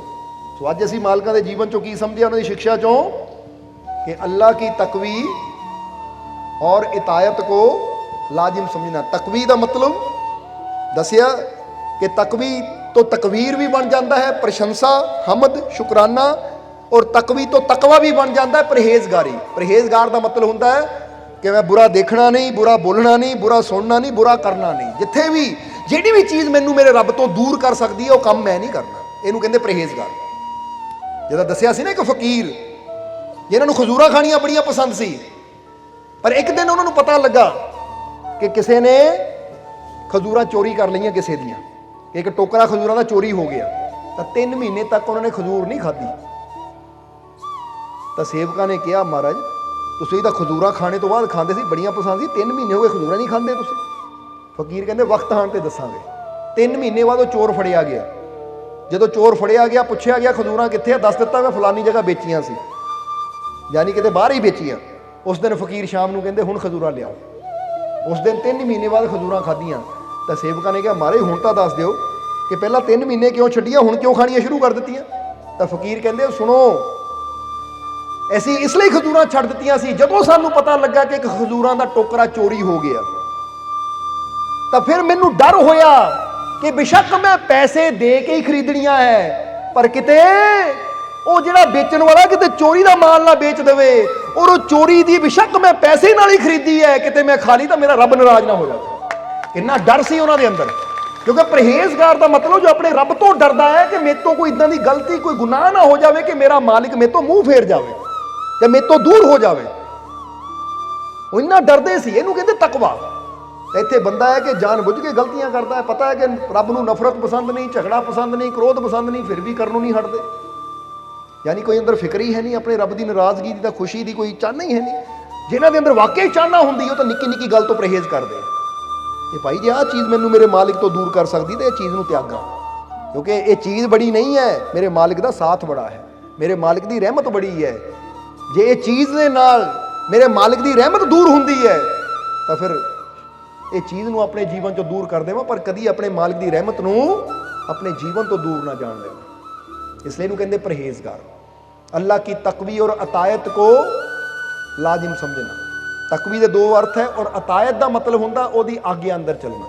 जिदा बंदा कहता जी मैं तुहाडा अतायत गुजार हाँ, मैं तुहाडे हुक्म अंदर चलन वाला हाँ, इसलिए प्रशंसा भी करनी है अपने रब की, और डर के भी रहना है। डर का मतलब है बुराई तो बचना है कि किते आ मेरी बुरी आदत मैनू मेरे रब तो दूर ना कर देवे, किते मैनू मेरे मालिक तो दूर ना ले जावे। इसलिए मैं ये तकवे नूं भी अपनाना है, परहेज करना है बुराइयां तो, और उहदे नाल नाल अपने रब दे हुक्म अंदर भी चलना, क्योंकि हुक्म अंदर सब को बाहर हुक्म ना कोई। हुक्म देखना है कि मेरे मालिक का हुक्म की है। ये पहला नियम मालिका ने दसिया। और असीं ये गल कहनी चाहांगे कि सिर्फ असीं सुनिया नहीं है, इत्ते असीं जीवन च अमल भी किया है, क्योंकि जिद्दां दसिया उही मार्ग है जिस ते चल के अज असीं इत्थों इत्थे पहुंचे हैं। समझते हो कि नहीं? क्योंकि जो यात्रा होंदी ना, शुरुआत होंदी है, जिद्दां तुसीं अज देखो कि कोई डॉक्टर बड़ी डिग्री लैके स्पैशलिस्ट बन के कुर्सी पर बैठा है, तो शुरुआत तो उन्हें भी कदी कित्थों कीती सी, उत्थों कीती सी जिथे अज तुसीं बैठे। यानी कहने का मतलब शुरुआत हमेशा पहले कदम तो ही होंदी है, पर फिर जिद्दां जिद्दां इंसान वो कदम सही रस्ते वधांदा चला जाता है, उद्दां उद्दां मंजिल नेड़े आंदी चली जाती है। ਇਸ ਲਈ ਅਸੀਂ ਤੁਹਾਨੂੰ ਵੀ ਕਹਾਂਗੇ ਸਤਸੰਗ ਦੀ ਸਮਾਪਤੀ ਤੋਂ ਪਹਿਲਾਂ ਕਿ ਅਪ ਦੀਪੋ ਭਵ, ਕਿ ਸਿਰਫ ਸੁਣੋ ਨਾ, ਇਹ ਸੁਣ ਕੇ ਆਪਣੇ ਅੰਦਰਲਾ ਦੀਵਾ ਵੀ ਜਗਾਓ। ਸਮਝਦੇ ਹੋ ਕਿ ਨਹੀਂ? ਪ੍ਰੇਮ ਦੀ ਗੱਲ ਸੁਣ ਕੇ ਆਪਣੇ ਅੰਦਰ ਵੀ ਪ੍ਰੇਮ ਦਾ ਦੀਵਾ ਜਗਾਓ, ਵਿਸ਼ਵਾਸ ਦੀ ਗੱਲ ਸੁਣ ਕੇ ਆਪਣੇ ਅੰਦਰ ਵੀ ਵਿਸ਼ਵਾਸ ਦਾ ਦੀਵਾ ਜਗਾਓ, ਅੱਛਾਈ ਦੀ ਗੱਲ ਸੁਣ ਕੇ ਆਪਣੇ ਅੰਦਰ ਵੀ ਅੱਛਾਈ ਦਾ ਦੀਪਕ ਜਲਾਓ। ਫਿਰ ਕਹਿੰਦੇ ਅਪ ਦੀਪੋ ਭਵ, ਕਿ ਮੈਂ ਵੀ ਆਪਣੇ ਅੰਦਰੋਂ ਚਿਰਾਗ ਰੋਸ਼ਨ ਕਰਨਾ ਹੈ ਅੱਛਾਈ ਦਾ, ਸੱਚਾਈ ਦਾ, ਮਾਲਿਕ ਦੇ ਪ੍ਰੇਮ ਦਾ, ਮਾਲਿਕ ਦੇ ਵਿਸ਼ਵਾਸ ਦਾ, ਤਾਂ ਕਿ ਮੇਰੀ ਜ਼ਿੰਦਗੀ, ਮੇਰਾ ਜੀਵਨ ਸਫਲ ਹੋ ਜਾਵੇ। ਇਸ ਲਈ ਆਓ ਆਪਣਾ ਜੀਵਨ ਸਫਲ ਬਣਾਈਏ। ਔਰ ਜਿਸ ਤਰ੍ਹਾਂ ਦੱਸਿਆ, ਅੱਜ ਪਹਿਲੇ ਨਿਯਮ ਬਾਰੇ ਸਮਝਿਆ ਹੈ। ਹੁਣ ਕੱਲ੍ਹ ਨੂੰ, ਕਿਉਂਕਿ ਵੀਰਵਾਰ ਹੈ, ਸਵੇਰ ਨੂੰ ਤੁਹਾਨੂੰ ਪਤਾ ਹੈ ਨਗਰ ਦੇ ਵਿੱਚ ਪੰਚਾਇਤ ਮੈਂਬਰਾਂ ਵੱਲੋਂ ਪ੍ਰਭਾਤ ਫੇਰੀ ਹੈ, ਔਰ ਫਿਰ ਵੀਰਵਾਰ ਦਾ ਸਤਸੰਗ ਵੀ ਦੁਪਹਿਰ ਨੂੰ ਹੈ। ਸੋ ਦੁਪਹਿਰੇ ਵੀ ਸਤਸੰਗ ਵਿੱਚ ਜ਼ਿਕਰ ਕਰਾਂਗੇ, ਗੱਲ ਕਰਾਂਗੇ, ਕਿਉਂਕਿ ਹੁਣ ਇਹ ਦਿਨ ਹੈ ਆਪਣੇ ਮਾਲਕ ਦੀਆਂ ਸਿਫਤਾਂ, ਹਜ਼ੂਰ ਦੀਆਂ, ਆਪਣੇ ਮਾਲਕਾਂ ਦੀ ਸਿਫਤ ਕਰਨੀ ਹੈ। ਸੋ ਉਮੀਦ ਹੈ ਸਾਨੂੰ ਕਿ ਹੁਣ ਜਿੰਨੇ ਕੁ ਜੀਵ ਆਏ, ਹੁਣ 2 ਤਰੀਕ ਤੱਕ ਤਾਂ ਰੁਕੂਗੇ ਕਿ ਨਹੀਂ?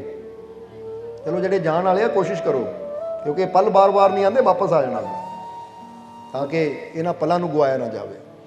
ਤਾਂ ਜਿਹੜੇ ਰਹਿਣ ਵਾਲੇ ਆ ਉਹਨਾਂ ਵਾਸਤੇ ਤਾਂ ਅਸੀਂ ਕਹਾਂਗੇ ਲੋਟਰੀ ਹੈ ਉਹਨਾਂ ਵਾਸਤੇ ਤਾਂ, ਕਿਉਂਕਿ ਐਡੀਆਂ ਵੱਡੀਆਂ ਰਹਿਮਤਾਂ ਮਿਲ ਜਾਣੀਆਂ। ਲੋਟਰੀ ਦਾ ਮਤਲਬ ਇਹੀ ਨਹੀਂ ਹੁੰਦਾ ਕਿ ਲੈ ਵੀ 10 ਲੱਖ ਦੀ ਨਿਕਲੇ ਆਈ ਤਾਂ ਲੋਟਰੀ। ਜਿੱਦਾਂ ਦੱਸਿਆ ਕਿ ਆਹ ਜਿਹੜੀਆਂ ਗਿਆਨ ਦੀਆਂ ਗੱਲਾਂ ਹੈ ਨਾ, ਅਗਲੇ ਇਹਨੂੰ ਆਪਣੇ ਜੀਵਨ 'ਚ ਅਪਣਾ ਲਵੋ ਤਾਂ ਕਰੋੜਾਂ ਤੋਂ ਵੀ ਜ਼ਿਆਦਾ ਕੀਮਤੀ ਹੈ, ਜਿਹਦੇ ਨਾਲ ਤੁਹਾਡਾ ਜੀਵਨ ਬਦਲ ਸਕਦਾ ਹੈ। ਤੁਹਾਡੇ ਅੰਦਰੋਂ ਹਿੰਮਤ ਤੋਂ ਹੌਸਲਾ, ਸਾਹਸ ਆ ਸਕਦਾ ਹੈ ਕਿ ਤੁਸੀਂ ਬੜੀਆਂ ਪਰੇਸ਼ਾਨੀਆਂ 'ਚੋਂ ਇੱਦਾਂ ਨਿਕਲ ਸਕਦੇ ਹੋ। ਸਮਝਦੇ ਹੋ ਕਿ? ਇਸ ਲਈ ਆਪਣੇ ਮਾਲਿਕ ਤੇ ਵਿਸ਼ਵਾਸ ਰੱਖੋ, ਆਪਣੇ ਮਾਲਿਕ ਦਾ ਗੁਣਗਾਨ ਕਰੋ। ਔਰ ਤੁਹਾਨੂੰ ਵੀ ਕੋਈ ਗੱਲ ਕਹਾਂਗੇ, ਅੱਲਾ ਕੀ ਤਕਵੀ ਔਰ ਅਤਾਇਤ ਕੋ ਲਾਜ਼ਿਮ ਸਮਝਣਾ, ਕਿ ਤੁਸੀਂ ਵੀ ਅੱਜ ਤੋਂ ਇਹ ਸੋਚੋ ਕਿ ਆਪਣੇ ਰੱਬ ਦੀ ਹਰ ਹਾਲਤ ਵਿੱਚ ਪ੍ਰਸ਼ੰਸਾ ਕਰਨੀ ਹੈ, ਸ਼ੁਕਰਾਨਾ ਕਰਨਾ ਹੈ, ਕਦੀ ਸ਼ਿਕਵਾ ਨਹੀਂ ਕਰਨਾ, ਹਰ ਹਾਲਤ ਵਿੱਚ ਆਪਣੇ ਮਾਲਿਕ ਦਾ ਸ਼ੁਕਰ ਕਰਨਾ ਹੈ। ਔਰ ਆਪਣੇ ਆਪ ਨੂੰ ਬੁਰਾਈਆਂ ਤੋਂ ਬਚਾ ਕੇ ਰੱਖਣਾ ਹੈ, ਨਿੰਦਿਆ ਤੋਂ, ਨਫ਼ਰਤ ਤੋਂ, ਕ੍ਰੋਧ ਤੋਂ, ਹਰ ਤਰ੍ਹਾਂ ਦੀ ਬੁਰਾਈ ਤੋਂ, ਬੁਰਾ ਬੋਲਣ ਤੋਂ, ਬੁਰਾ ਦੇਖਣ ਤੋਂ, ਬੁਰਾ ਸੁਣਨ ਤੋਂ, ਬੁਰਾ ਕਰਨ ਤੋਂ। ਯਾਨੀ ਜਿੱਥੇ ਤੱਕ ਵੀ ਸਾਨੂੰ ਲੱਗਦਾ ਹੈ, ਅਸੀਂ ਇੱਕ ਇੱਕ ਕਰਕੇ ਵੀ ਅਗਰ ਆਪਣੀਆਂ ਬੁਰਾਈਆਂ ਤੋਂ ਬਚਣਾ ਸ਼ੁਰੂ ਹੋ ਜਾਈਏ ਤਾਂ ਇੱਕ ਟਾਈਮ ਐਸਾ ਆਏਗਾ, ਜਿੱਦਾਂ ਕਹਿ ਲਓ ਕਿ ਕੱਪੜੇ ਨੂੰ 100 ਦਾਗ ਹੈ ਨਾ, ਇੱਕ ਇੱਕ ਦਾਗ ਵੀ ਧੋਣਾ ਸ਼ੁਰੂ ਕਰਾਂਗੇ ਤਾਂ ਇੱਕ ਦਿਨ ਉਹ 100 ਦੇ 100 ਦਾਗ ਧੋਤੇ ਜਾਣਗੇ ਤਾਂ ਕੱਪੜਾ ਬਿਲਕੁਲ ਨਿਰਮਲ ਹੋ ਜਾਏਗਾ। ਇਸ ਲਈ ਆਪਣੇ ਜੀਵਨ ਨੂੰ ਵੀ ਤੁਸੀਂ ਇੱਕ ਇੱਕ ਕਰਕੇ ਅਗਰ ਆਪਣੀਆਂ ਕਮੀਆਂ ਨੂੰ ਦੂਰ ਕਰਦੇ ਚਲੇ ਜਾਓ ਤਾਂ ਤੁਹਾਡਾ ਜੀਵਨ ਵੀ ਉਹ ਪਾਕ ਪਵਿੱਤਰ ਹੋ ਸਕਦਾ ਹੈ, ਕਿ ਤੁਸੀਂ ਵੀ ਆਪਣੇ ਮਾਲਿਕ ਨੂੰ, ਉਹ ਪਰਮਾਨੰਦ ਨੂੰ ਪ੍ਰਾਪਤ ਕਰਨ ਵਾਲੇ ਬਣ ਸਕਦੇ ਹੋ।